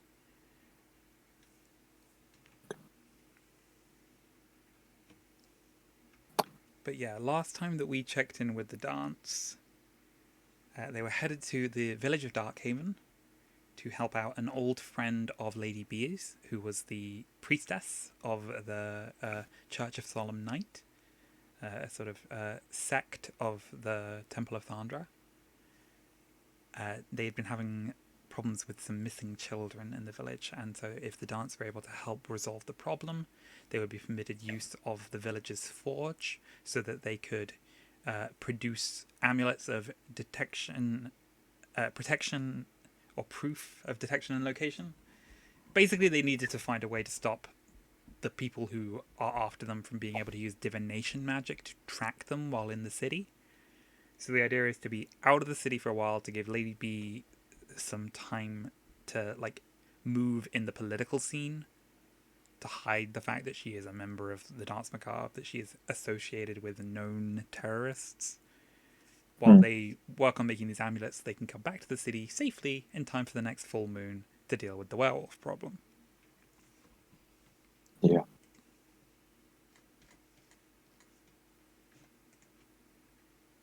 So then they had pretty bad nightmares the first night they were staying, which prompted Archie to leave the manor where they were staying and sleep in a treetop, in like a web hammock for the night, because Archie is like a creature of the Underdark that was experimented upon in order to be able to manipulate people's dreams and nightmares. And so, like, oh, everyone's having terrible nightmares, and we were having them in the city, and we thought it was like somebody in the city who's working against us, but we're still having them here, so I guess it must be me. Had like a real major meltdown. Yeah. But fortunately, because Archie had spent the night in the treetop, when dawn came and Archie was like getting down from the tree, found a scrap of cloth on the ground that looked like it came from a child's pajamas. And so that was like the first clue about like, oh, there's another child that's gone missing, and this might be something we can use to find them.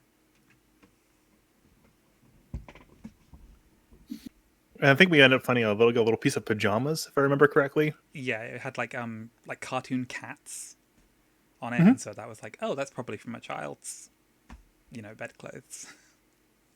So then the party, they got the chance to meet with Priestess O'Galban, who is Angus's mother, who explained the situation that there had been, I think it was, this was the 7th child that had gone missing in the span of about 2 weeks. Archie used a scrying spell and got the child's location. It seemed to be in a cave full of like dark ritual magic, bad juju. So they knew there was like a ticking clock on like, oh, okay, we really need to resolve this.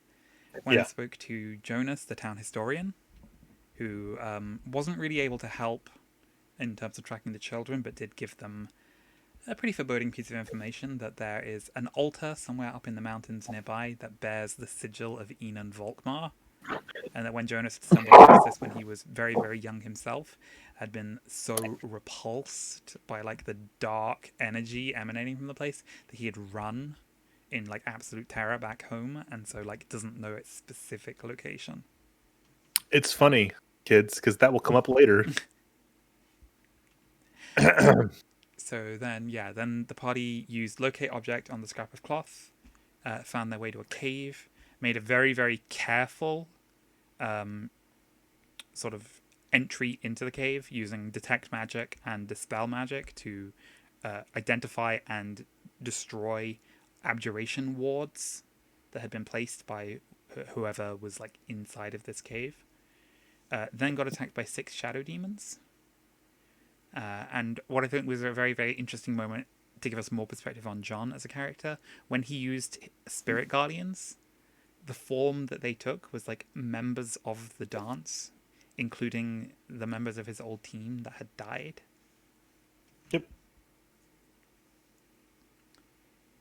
So So it was all people that have been important to John in the past, right? So it was like people like Lady Bia, she's not dead. She's still alive. Well, I hate to say that she's not dead because like we haven't been to Ravenreach in 3 weeks, so we don't know what's going on, right? But at that time, it was all people that were just important to John. Like Lady Beatrice was was there.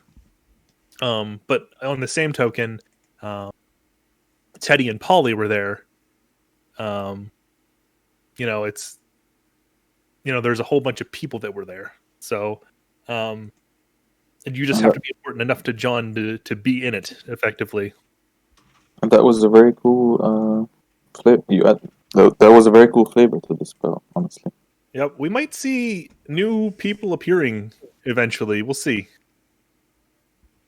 But Could be a hot when they actually finally arrived at the cave, found what seemed like an old halfling crone who was like holding the child, whose name was Goddard, captive, while there was a big sort of summoned demon as like the big tough guy trying to block the way, and another abjuration ward that they had to be very careful not to step on. But fortunately, John was able to cast banishment on the demon, and so from there it was like pretty easy for the party to work together to take down the crone without hurting the child. Clerks.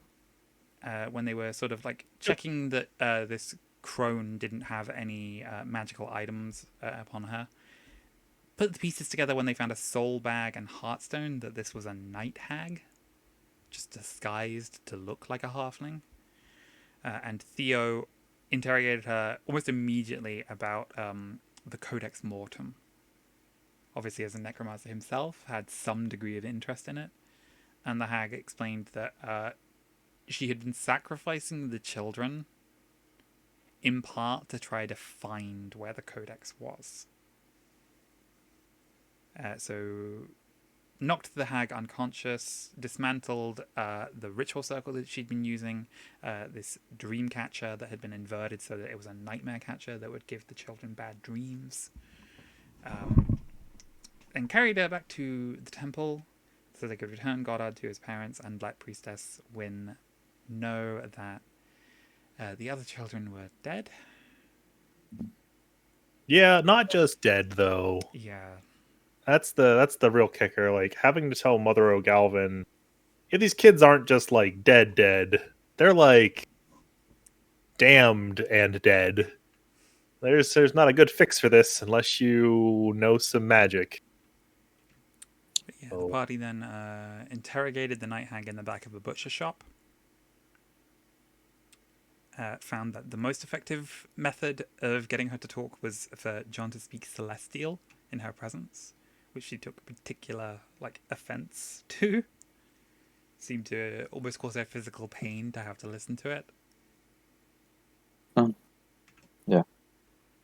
And just basically got a little bit more information out of her, and then turned to Mayor O'Galvin as the leader of, I guess, the judicial sort of sector of the town, to make the decision about what would happen to her. And he sort of said the only thing that makes sense in light of what she's done in, killing 6 children from the village, is that we have to execute her Publicly. Yeah, public execution, so that the parents of these kids can feel some sense of justice was served. And so they assembled a pyre and burned her. And she gave sort of one final taunt of the fact that her sisters would find them. Whether this was a genuine acknowledgement, the fact that she is part of a coven and that there are potentially 2 other night hags out there who will seek to reclaim the soul bag and the heartstone, or if she was just trying to make one final taunt, remains to be seen. Mm-hmm. So then, yeah, I think the implication was that Mark was unsure at the time whether or not the hag was part of a coven, and that was just a confirmation to us as the players that when Archie was probing her memories, that he did in fact see other creatures he could infer to be hags. So I think that the hag coven is like confirmed at this point, and that was Mark's way of just telling us the players that in a narratively satisfying way, basically. All Yeah. I'm saying is that if she wanted to genuinely like freak people, she should do an Agnes Nutter and lace her dress with gunpowder and roofing nails. Fighting hags is so dangerous. Nah.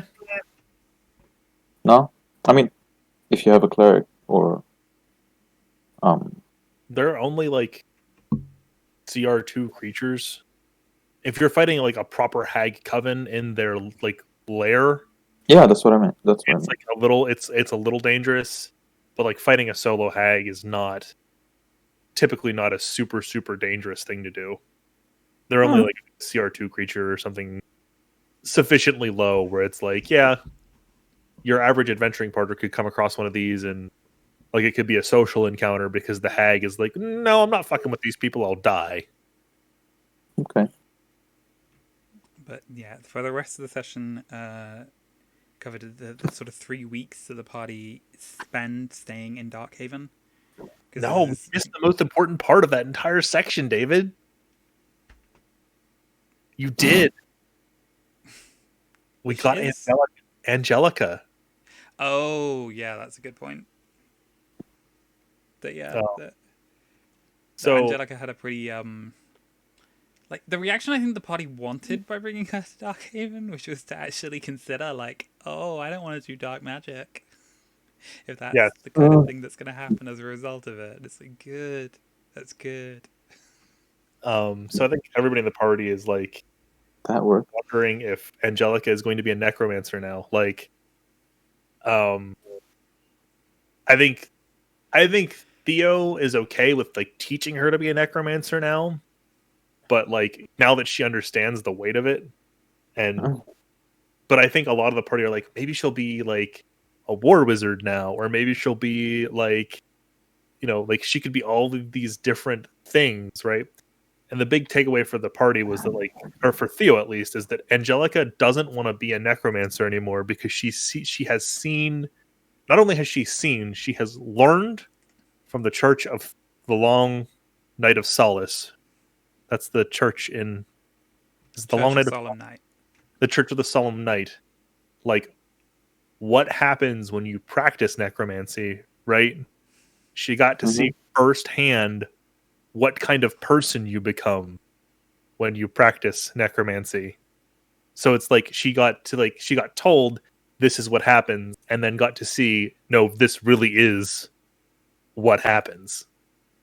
So like all of the party are like, what's she gonna be? Is she gonna be like a war wizard? Is she gonna be like, oh, is she gonna be like, no, I don't want to. I don't know if she's fully on the side of I'm not going to be a necromancer. I think it's just more she's internalized the lesson that Theo has been trying to teach her about like ethics are important, and that if you're going to be a necromancer, you need to like not cross these lines. Yeah, because like I have to watch that little segment again, but she had a line to Theo that was basically like, I don't want to do this. You know what I mean? Like it was a line along that vein, basically, which I, as a player, took it like she doesn't want to be this horrible monster at the end of the day, right? Which was like, so like, where do we go? I think it was more Angelica having the kind of insight we wish Akmodenesi had had. Oh, yeah. I want to be able to bring my parents back, but not at this cost. Yeah. Whew. But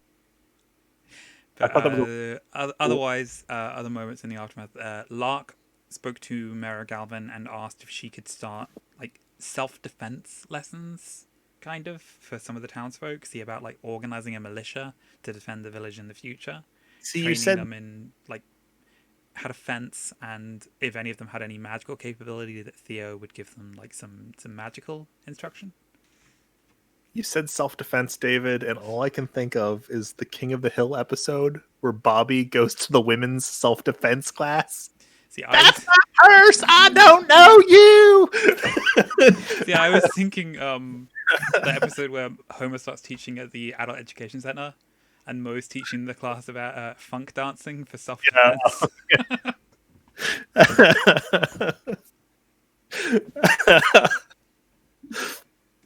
Yeah. Just give him one of these.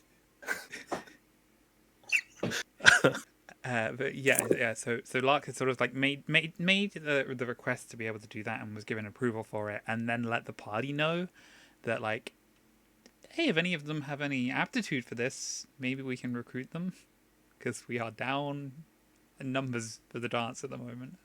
I mentioned to start looking somewhere in the RP chat, right? But if these people in Darkhaven get 3 whole weeks of training with Lark, there is a legitimate chance the people of Darkhaven are better trained than the newest recruits of the dance, which is both demoralizing and horrifying at the same time.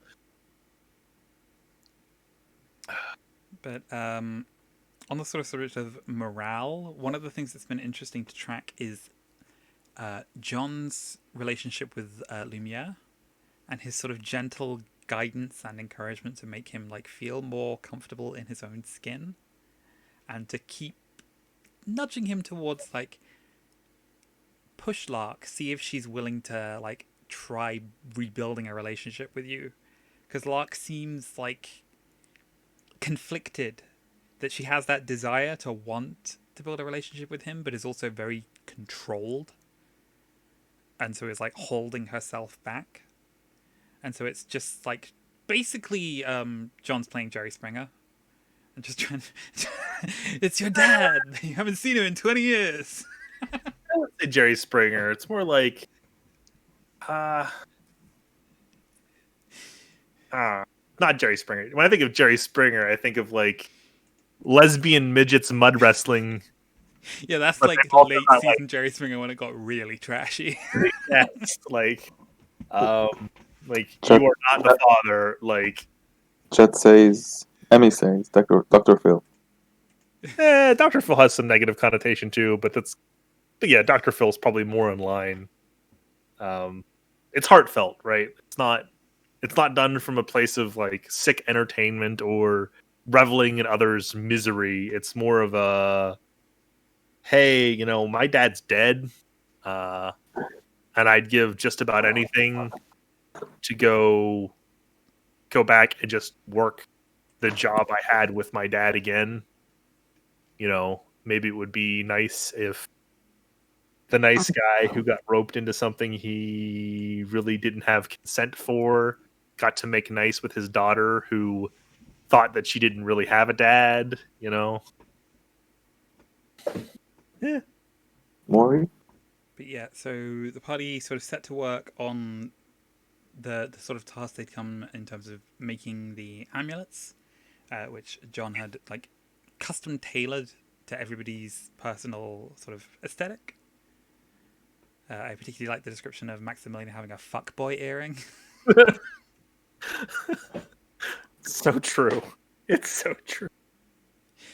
Maximilian, meanwhile, the only member of the party not like working on like producing stuff to help, because like Lark was scribing scrolls, Theo was conducting research into the book they'd found on the hag that was written in Abyssal.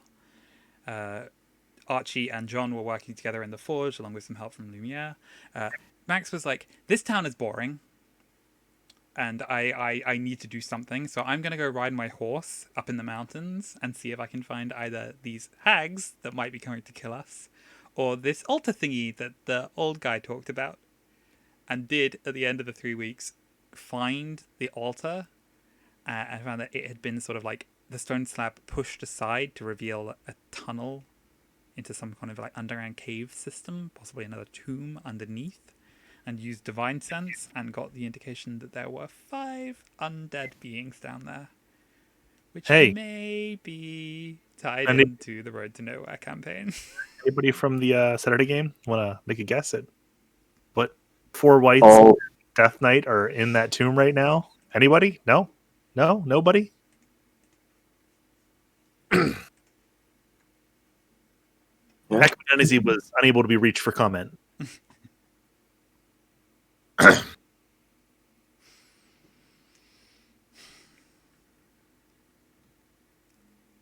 So yeah, Road to Nowhere.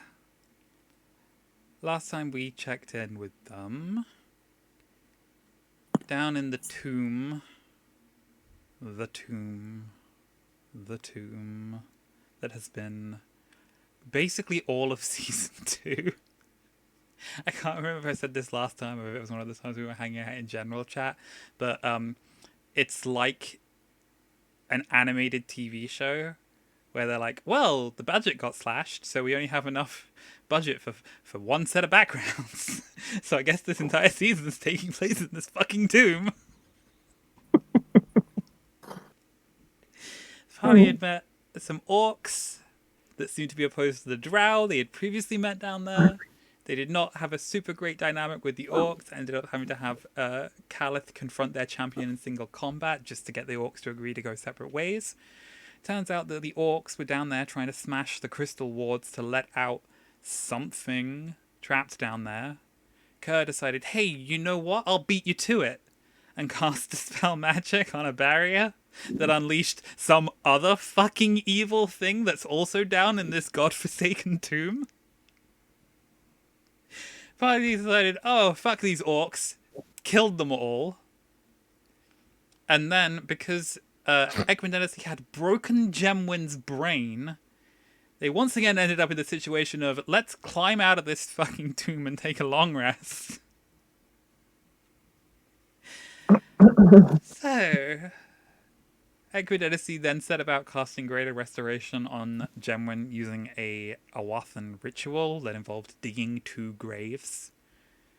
And Joffrey's response to which was to go, what the fuck? Why are people just letting him do this?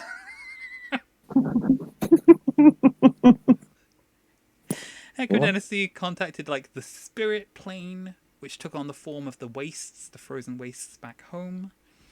So found like an image of his son that like recoiled from him and then turned into Gemwin. So like Father of the Year right here. You see your son for the first time and he's like, oh fuck, no, that guy. Ooh.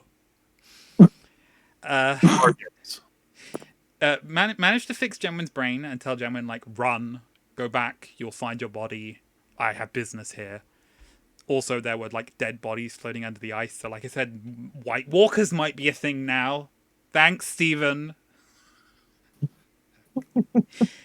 Ekman Dynasty then decided, like, well, making a deal with that Death Knight didn't work out. So, I know what. I'll contact the Queen of Air and Darkness, the Archfey Master of all Predators, and just make a deal with her. Because that'll work out fine. Wakes up. Party decide, you know what, it worked out so well the last time. Let's go back in the fucking tomb. Mm-hmm. So Ekman Dynasty, wild shapes, no, not wild shape, he conjured animals to produce 2 giant eagles, which flew them back down into the goddamn pit.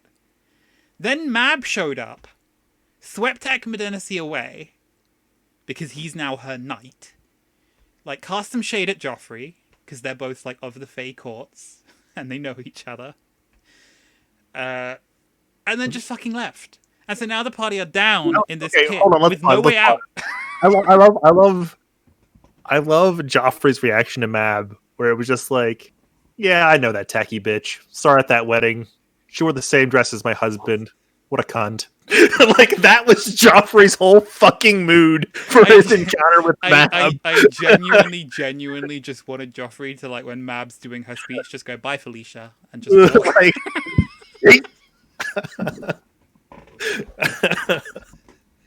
it's very that. So the reason that they'd gone back down into the tomb was deciding we need to stop Solavel the Death Knight, which means we need resources on our side, and there is a shitload of haunted gold down in this tomb.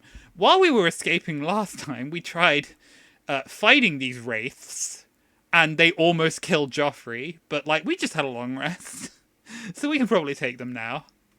And they did, and so now they have like as much gold as they can carry, and some gems, and like a reliquary for one of Kerr's high-level spells. Meanwhile, elsewhere in this tomb, new character of the campaign, Vargan, who is a Vidalcan Psi Knight, had been teleported into the tomb because somebody that he'd met had explained to him that his quest to learn more about the dragons, and what had happened to them, like what the cataclysm was, why it happened, where the dragons went. All these answers could possibly be found down in this tomb because there is a room down there with a statue of Smargviha, one of the high dragons from the Draconic Empire, and like a bunch of Dragonborn and some kobolds. And so while he was sort of like researching this, Vargan heard some shuffling out in the tomb. Turned out to be the orcs that the party had killed, raised as zombies because this tomb is a fucking nightmare. And 5v1'd them. And did like pretty okay in terms of taking them down quickly, but was like a little bit battered up. Saw that there was a camp up ahead, so went to that. Turned out that was the orcs. Managed to like talk his way into speaking to the orc shaman, who explained the situation of like, yeah, there's these bullshit adventurers. We have no idea why the fuck they were down here, but one of them like broke the seal on some major bad evil thing that wasn't the thing we were sent here to deal with. So if you could like check in with them and just go like, dude, what the fuck? We'd appreciate that. Bring them back if you can. So Vargan went, spoke to the party. The party gave their perspective of, fuck the orcs. Maybe we've got the drow on our side, but the Death Knight's the big issue here, and we need to go and deal with that. So that has been what the party's main goal is, having finally left the fucking tomb. So they were basically trying to figure out where is Solavel going, and as far as they could figure, he was heading east, probably towards Ravenreach. Because that was where Ekmedenethny had implied that Enon Volkmar died and where the codex might be found. Of course, based on what we know in the dance, we think that's probably where they've gone up, is to the mountains outside of Darkhaven in 3 weeks' time from like where they're at currently, but who knows? Vargan was checking through his map pack and found a map that had I am going to have to step. So, oh, no good worries. luck. Thanks for being here, Pat. You're welcome. Oh, David, you poor thing. I'm all you have. It's okay. We're on the last one, so we're just gonna get through it quickly. So Vargan found this map. The map had 4 points on it. The points are Coriel Forest, Ironstone Hall, a small island just off the coast of Geneva, and Grover. Which, paying attention to the other games that were going on, it seems like it's a map of where the lost wards of Merwyn were located. And so the party discussed for a while whether this map might be the solution they were looking for to catching up to Solavel, because the problem they had is that they're mortal and their enemy is not. The undead can keep marching through the night tirelessly, and so are always going to get ahead of them, and they already have a head start. But if they can find their way to the wards, and if the wards allow for teleportation between one another, they can potentially make it to Ironstone Hall ahead of Solavel and like catch up to him. I think there was also some discussion about Corrin, because Grayson has had to leave the campaign.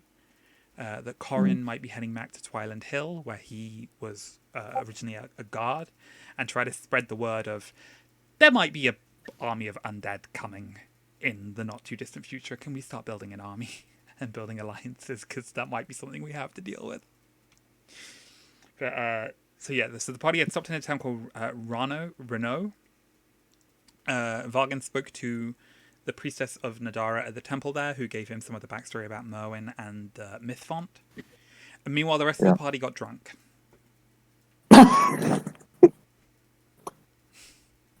And that's basically how we ended things, is that everybody woke up with a hangover. And that they might be heading south to Coriel Forest to see about trying to find Merwyn's cabin and the lost ward contained therein. Okay.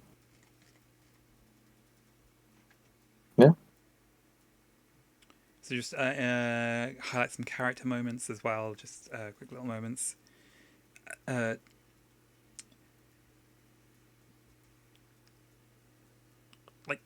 generally just the response to Ekmedenesi was really interesting.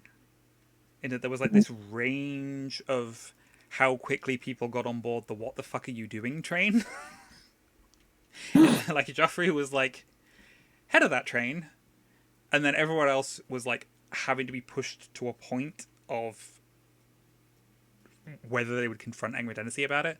They're like, Corrin got on board pretty quickly. Kerr was generally like, Solival seems like a bad deal. This isn't good.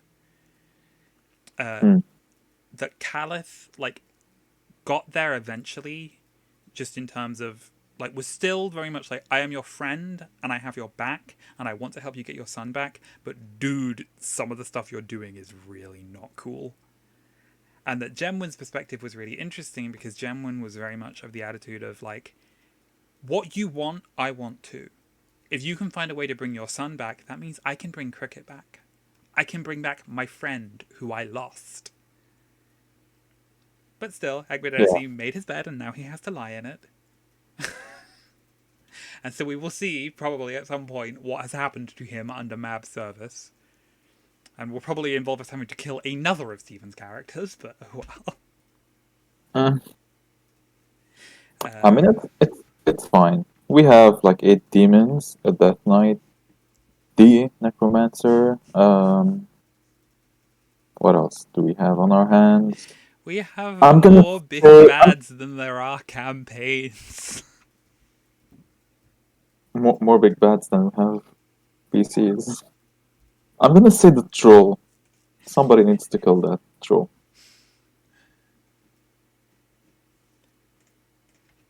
And thank you, Dio, in the chat for getting that bot. Begone, bot. Other little moments. Vargan, I think, has like a very interesting sort of hook to his character in that he's very, very interested in the dragons, and obviously so is Gemwin. That's something that sort of binds the two of them together. And that we got another hint at Kerr's backstory. And the fun thing about Kerr is that you can never tell what's sincere, actual like hints at backstory and what's just Kerr being crazy. But specifically, while the party were getting drunk, Kerr decided to cast Sending to a being that he referred to as his daddy that might be a beholder. So it's possible that Kerr came into existence due to a beholder's nightmare, which I think tells you a lot about Kerr as a character.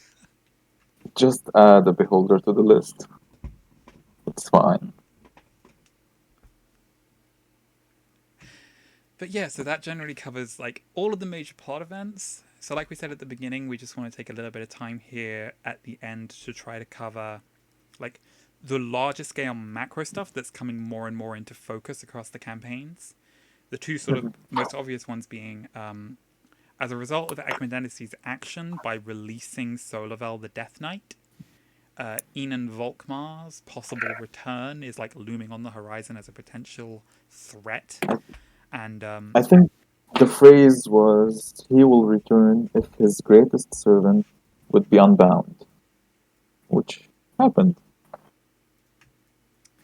And So yeah, it's just so Solavel is looking for the Codex Mortem. There are several characters in game that are also looking for the Codex Mortem, either to destroy it or to study it.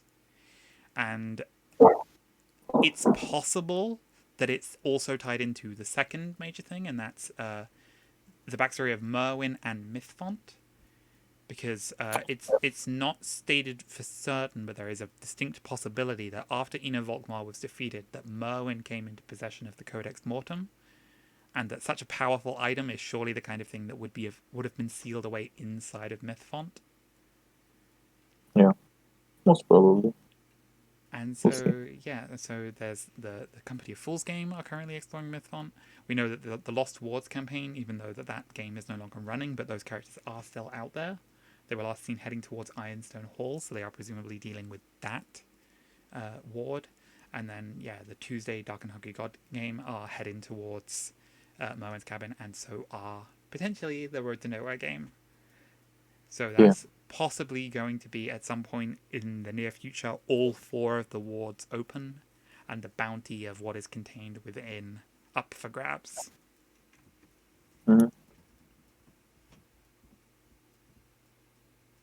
There's the ward close to Grove Fair. I think nobody's. I know that is the one that the Company of Fools game, because they are based in Grovair. Okay. That's the one that they found their way into. They underneath the Citadel found an old staff and spell book that once belonged to Merwin, or at least who they assume must be Merwin, and Yeah. used the staff to open a door in the Citadel that then transported them to the center of the city of Grovair, where there is an old archway that they used the sigil sequence in the journal to open the archway that led into Mythfont, and that archway is in a courtyard that was specifically constructed so that there are buildings on all sides enclosing it, with no windows or doors looking onto the space. So the only way to get there is through presumably either teleportation magic, already knowing its location, or the doorway that was secured in the Citadel. So as we sort of mentioned, when they had the programmed illusion of Merwin speak to the Company of Fools game, he sort of knew the only way you could be here is if you have taken the staff, and the staff was enchanted, so that only those who were pure of heart could wield it. If you want to answer this, David, being you have the title of the Lorekeeper of Oregon. What do you foresee happening with the general story regarding Merwin? See, this is the thing. Because I think it was Pat was asking me about this the other day, was asking, do we know that Merwin's still alive?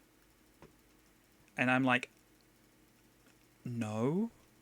We don't have any confirmation of the fact that he is still alive. I believe that, we learned from the legend lore that Lunac cast that his cabin was a place he retired to. After he felt like the Empire was stable and secure and no longer needed him. And so then, shortly after his retirement, the Emperor fucking died. And the Empire collapsed. So, so basically we have confirmation that in his many, many, many, many, many, many, many years since having been Andal, that Merwin has still not put any points into wisdom. and does not have good insight. Okay.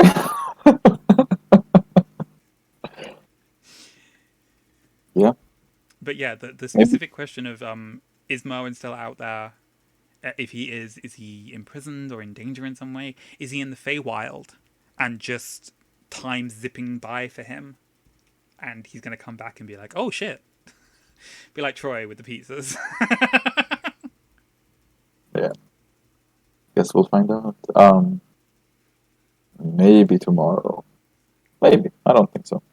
But yeah, again, the campaign that Mark is pitching for the next one that will be run once one of the games wraps up, or at a point where he feels like enough of the games have wrapped up that he's comfortable taking on another fresh campaign. It's probably going to be the campaign about Merwin leading a group of heroes down into the rift that opened several hundred years ago, to find a way to seal it from the inside. So we will presumably learn a bit more about Merwin during that campaign. And that's gonna be an awesome campaign.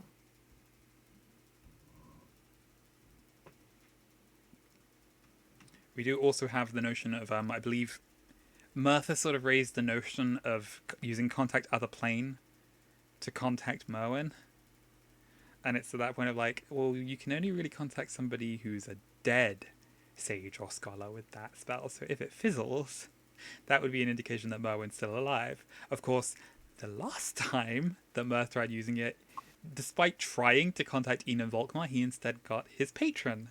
So it may just be that he has a devil just hijacking any attempt he uses of that spell, so who knows? I think we have several ways to do that, to try to contact Merwin, so we'll see what happens.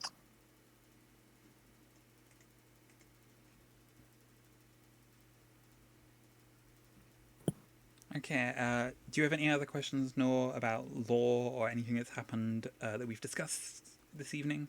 And same in the chat, if anybody has any questions that you would like to ask, we'll try to cover them now.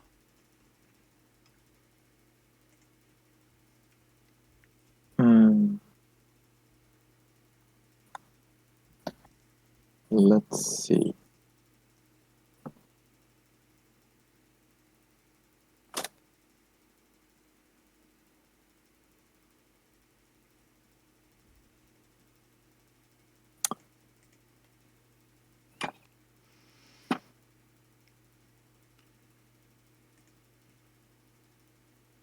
I want to know what's going to happen with Angus's backstory. Well, this is interesting because Dio has just asked the question of what my ships are. And so in addition to Kurlock and Vespasian, I am shipping pretty heavily Angus and Roger, who is obviously a character I haven't had the opportunity to introduce yet, but I have laid the groundwork for that. One of the other reasons I'm very excited for us to go to Darkhaven or Ravenreach is that Lark does have the response to the letter that Angus sent. Yeah. So we get to tie that in a little bit. If you haven't already checked it out in our RP chat, I ended up writing, I think, over 2,000 words, which is why I posted it in a Word doc as opposed to posting it in spam in the RP chat. But it was detailing the dream that Angus had after the night that he finally went to sleep after having been awake for about 3 days. And it was like a bleed through of like memories from his actual past bleeding into a dream of him finally discovering the identity of his first life. And it's like just like the name and a little bit of a sense of who that character was, he's still like fleshing it out and learning more. That is one of the things we didn't quite cover, is that Angus now has access to a little bit of magic. Essentially, from a mechanic point of view, I took the Magic Initiate feat as a wizard, so I have 2 cantrips and a single spell. In addition to being able to cast Speak with Dead, which I could already do. Yeah. So everybody's interested in ships for all of the campaign. So yeah, there's that. Well, my favorite ship in Oregon is obviously the Daring Grace.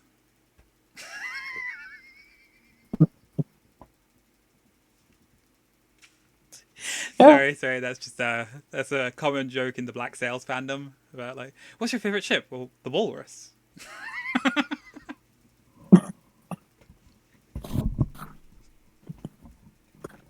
trying to think like any other ships. Like it was again, like it is like sincere. I think that the dynamic between Kurlock and Vespasian is really fun, but it was just like that they ended up in that specific, very very fanficky situation of, and there's only one bed. Yeah, that's gonna be okay. And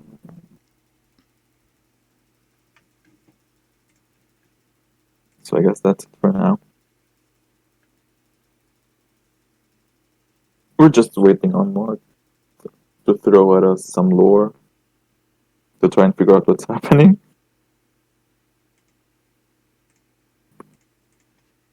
Oh, that's an interesting proposition that Dio has just raised in the chat, and that is this idea of the rift that opened in this. We don't know campaign. How it was opened. Was it genuinely a rift that opened from hell up into Oregon, or did Merwin open it? When I used lore and legend and lore, we just found out that nobody knows how it happened. If I'm not mistaken. Yeah, but that is I think the way it describes Legendary is like you get a truthful answer based on like Yeah. here are what like the legends and the lore say about things. So if it's not commonly known, it's just like here is a thing that happened that people know about, but like the specifics. Dia is sort of just I guess raising this idea of how do we know that Merwin didn't deliberately open the rift to go in and rescue Death? Because that is the sort of implication of the tapestry that the Company of Fools game found in Mythfont, was this version of the story told in a tapestry. And this is like curated by Merwin himself, who was present for the events, so presumably it's somewhat accurate. Do we know where this rift was? I mean, the location. Again, I don't think we have the specifics on where it opened up, but that would be an interesting thing to learn, is where exactly that was. The other thing that I think is interesting in that regard is how Mirth's backstory ties in. How did his mother come to be on the material plane? Yeah.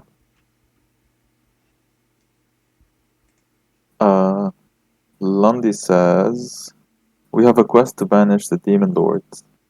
But what keeps them from just like coming back after if we succeed? If I remember rightly, the way that Trust described the ritual, it's like not just that it banishes them, but it erects and strengthens a barrier between like the pit of the nine hells and the material plane.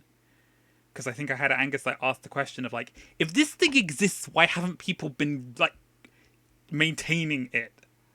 And the answer is essentially like, well, it was probably Merwin who was responsible for that, and he's been gone for a while. Hmm. Plus, it's like it's not easy because it takes a lot of really expensive shit. Yeah. And we. Where do you think his tomb is?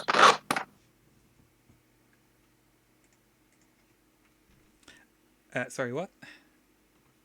Where do you think his tomb is? Like, is it Oh, in Darkhaven? the sort of tomb of Enum The tomb? Volkmar. Yeah. Yeah, that's another thing. Like we learned from the legend lore that like the rumor says that his acolytes like collected his body and buried it somewhere, but we don't know for sure. Like I don't think it's down in the tomb that the team have been exploring. That seems like that was his base of operations, and like Solavel was down there as the backup. So it's presumably somewhere else. It might be in Darkhaven in the mountains nearby, that they like found somewhere convenient and laid him to rest there and marked it for like they had the notion of like his body needs to be preserved so that he can be revived eventually, but that they were scattered and running and didn't have like a lot of time. So that might be the thing that's down there. Like they might not be going to get the book. It might be the body they're going after first and foremost.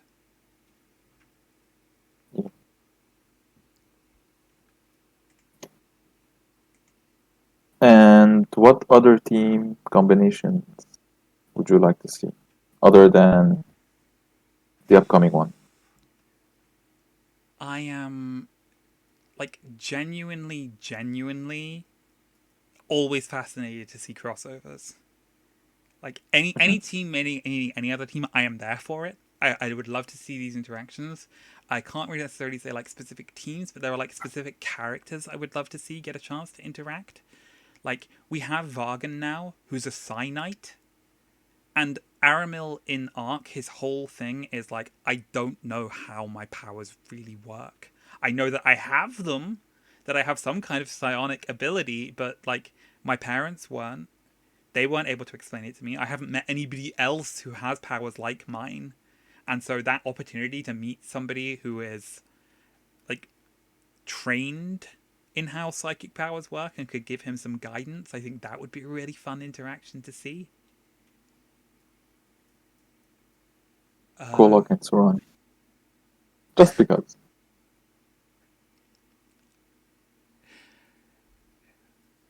Yeah, I think that's actually like a really interesting call. In terms of the fact that like, they have a lot of ways in which they would like be naturally opposed, because Kolok literally breathes fire, like the thing that Sarani is weak against. but at the same time, like they both have, like Kolok is like a flat beast barbarian, and Serrani has like the single level of barbarian. He has like his temper that he's dealing with as well, and it's like He's they both everything. have that contact to like almost being primal, and it's like flora versus fauna. Like yeah, there's so much about that dynamic that would be interesting to see play out. Trying to think across the other sort Maybe of campaigns. maybe Kerr with any member of the dance. Kerr with like anybody that's serious business would be interesting. I would genuinely love Angus to have the opportunity to meet Lucy / Nethy. Somebody else who's got the whole like being kind of undead thing going for them would be really interesting. There's the Vasu and classic, Run. and that's that we want Archie needs to be in Sparks' emotional hug support group. Yeah. Vasir and Rana.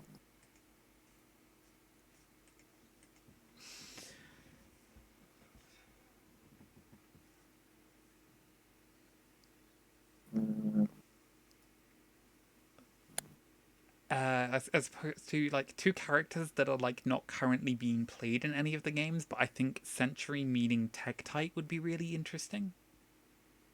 To have like Yeah. a second generation Warforged and like get Gemwin in there as well, so you've got like a first generation, a second generation, and a third generation Warforged, just picking each other's brains. Who else? Mirth with.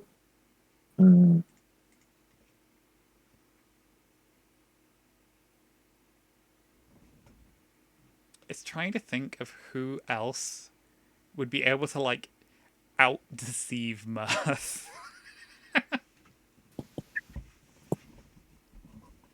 If he rolls bad, he gets a 30. So I don't think there's anyone out there that can do that. Mirth versus Sparks.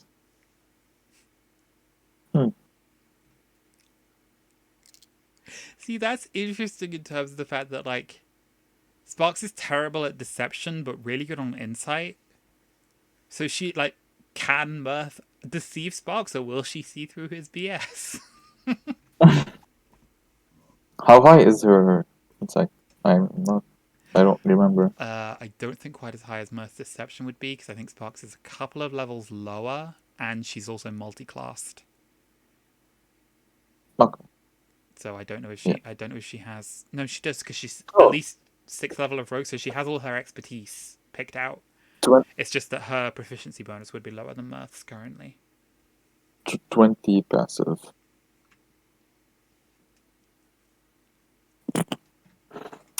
I don't know.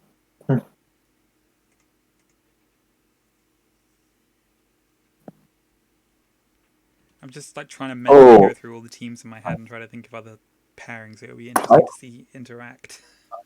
I have the list on Meet the Teams. Just checking it out.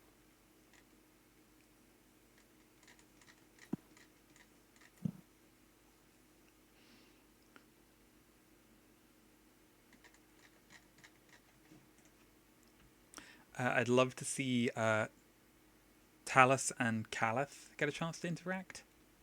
And that's just in terms of like I want to see the Awathan cultures get fleshed out more. And having two people who are genuinely like of that background but of different tribes would give a really great opportunity for like more of that. How about Merrick and Felix? Would that? See, I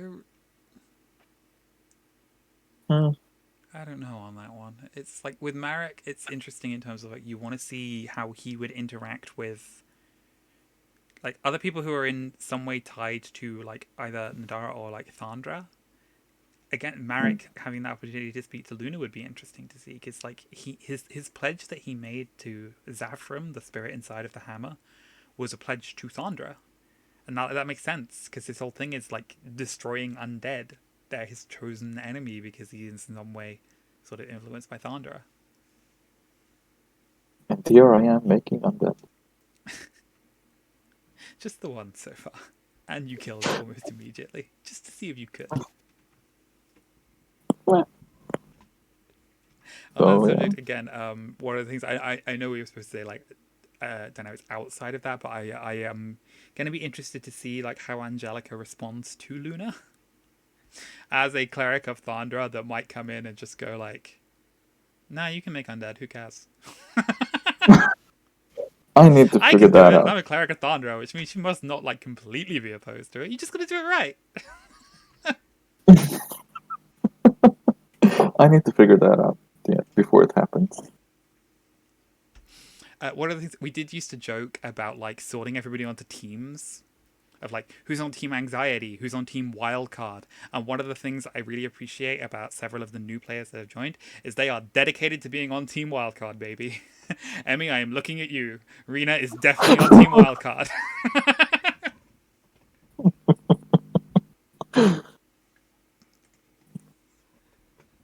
Yeah.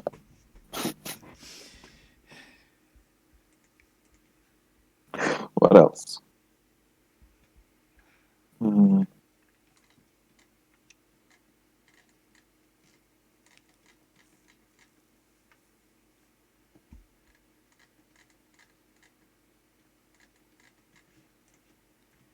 I think Characters. Visir and Grask, that would be a really interesting dynamic, because Grask's whole thing is that he's like a zealot of sportsmanship. That's like the ideal he upholds. It's not like dedication to any kind of deity. It's just the idea of like putting on a show. And Visir's whole thing whenever he meets somebody strong is to basically go like, "Can we spar? Can we have a match? I want to test myself against you." So I think they would genuinely have a really great bonding moment of just getting to fight. The first time that happened, it didn't work out so well. And it caused like 3 weeks of jokes about being married, if you know what I mean. So we'll see what happens next time.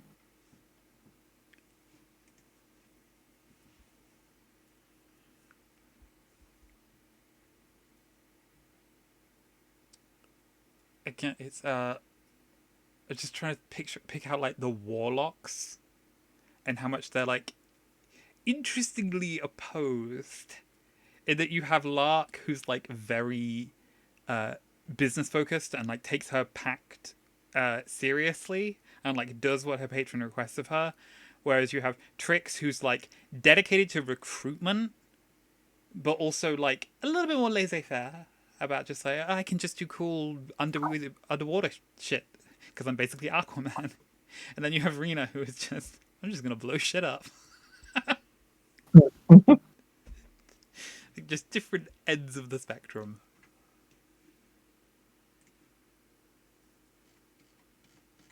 Hmm. And in that regard as well, just like we do have a lot of clerics in the game, many of whom are like genuinely dedicated to different gods.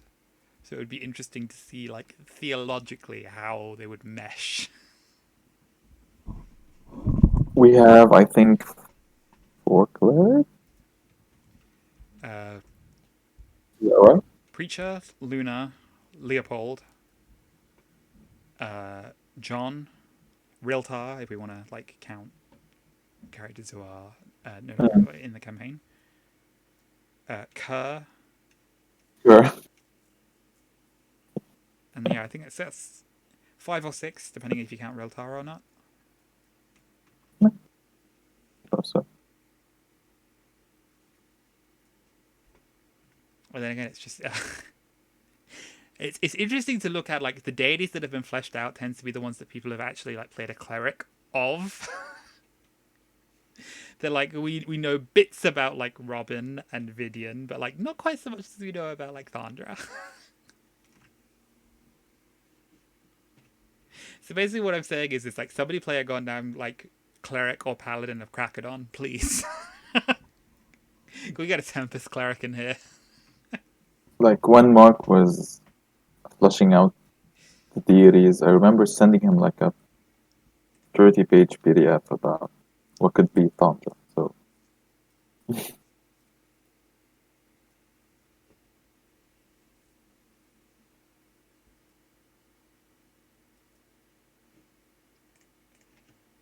I mean, I don't know what you mean about how someone has to get married. Like, Luna and Visir already are. They kissed and everything. It happened. They have rings.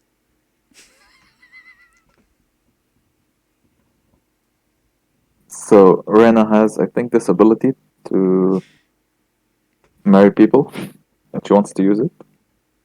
I think. You can cast ceremony to have a wedding. It will give you a boost to your AC. maybe genuinely save that for if we ever have to have like a really tough fight. Maybe when we have to go to hell to like kill Mirth's patron and get the heart of the greater fiend. Maybe Luna and Visir should get married.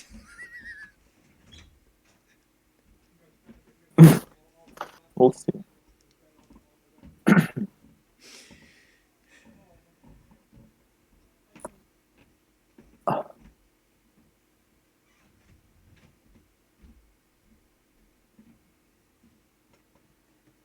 I can just like randomly walk into town, cast it on random people, and they're married. To be fair, I think because it's ceremony, so I think it takes like an hour if you're doing it. It's the idea is that you're actually like officiating a ceremony. Fine.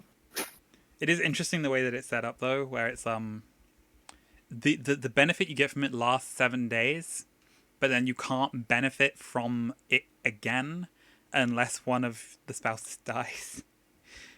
Which basically sets up that if you're a PC in D&D, you should be like Henry VIII.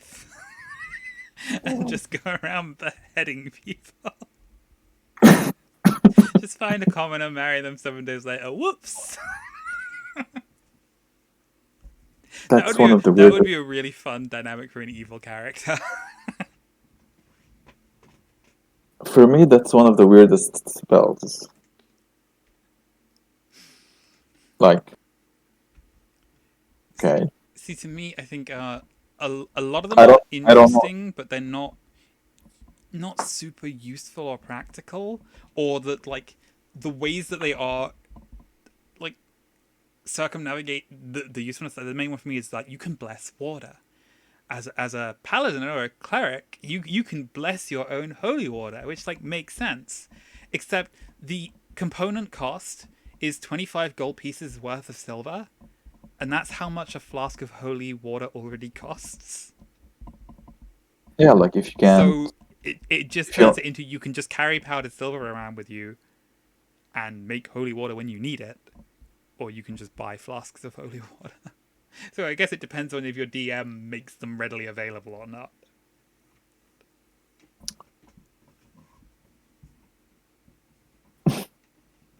Which make me realize that Luna is such a bad cleric. She doesn't have any diamonds, no holy water, and It's because we're fucking around in the back swamps of nowhere most of the time.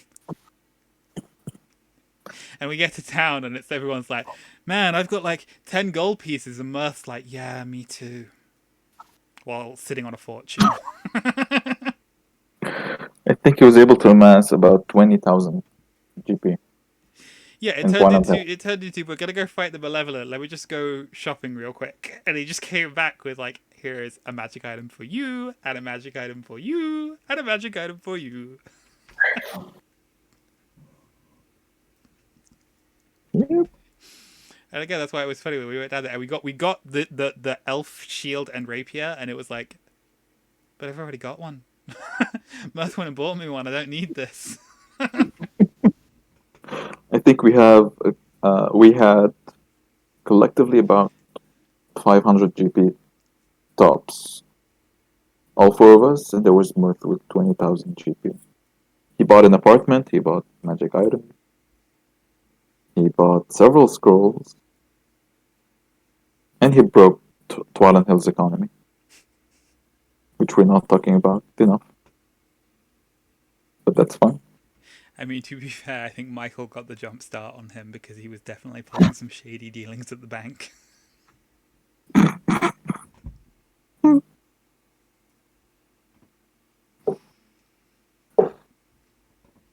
I had like a 1,000 GP, but I bought the crystal ball, so back to nothing.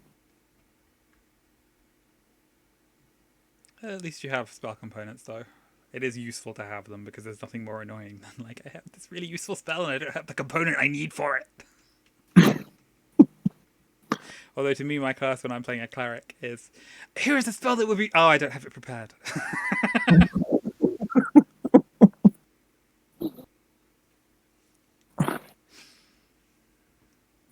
Yeah.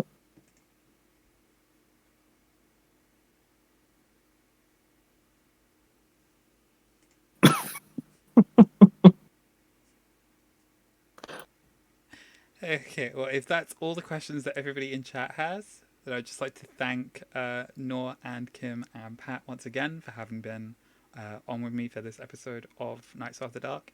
It looks like we actually managed to keep this to a reasonable runtime for once. So all I will say is to remind everybody to check in a couple of hours for the next episode of A Company of Fools. And if you are watching on YouTube, don't forget to like, subscribe, hit that notification bell, share this video with your friends. It helps other people find it. And that one's specifically for Rec. I was about to say that. Emmy is requesting we have a ship list ready before next time, so no stress.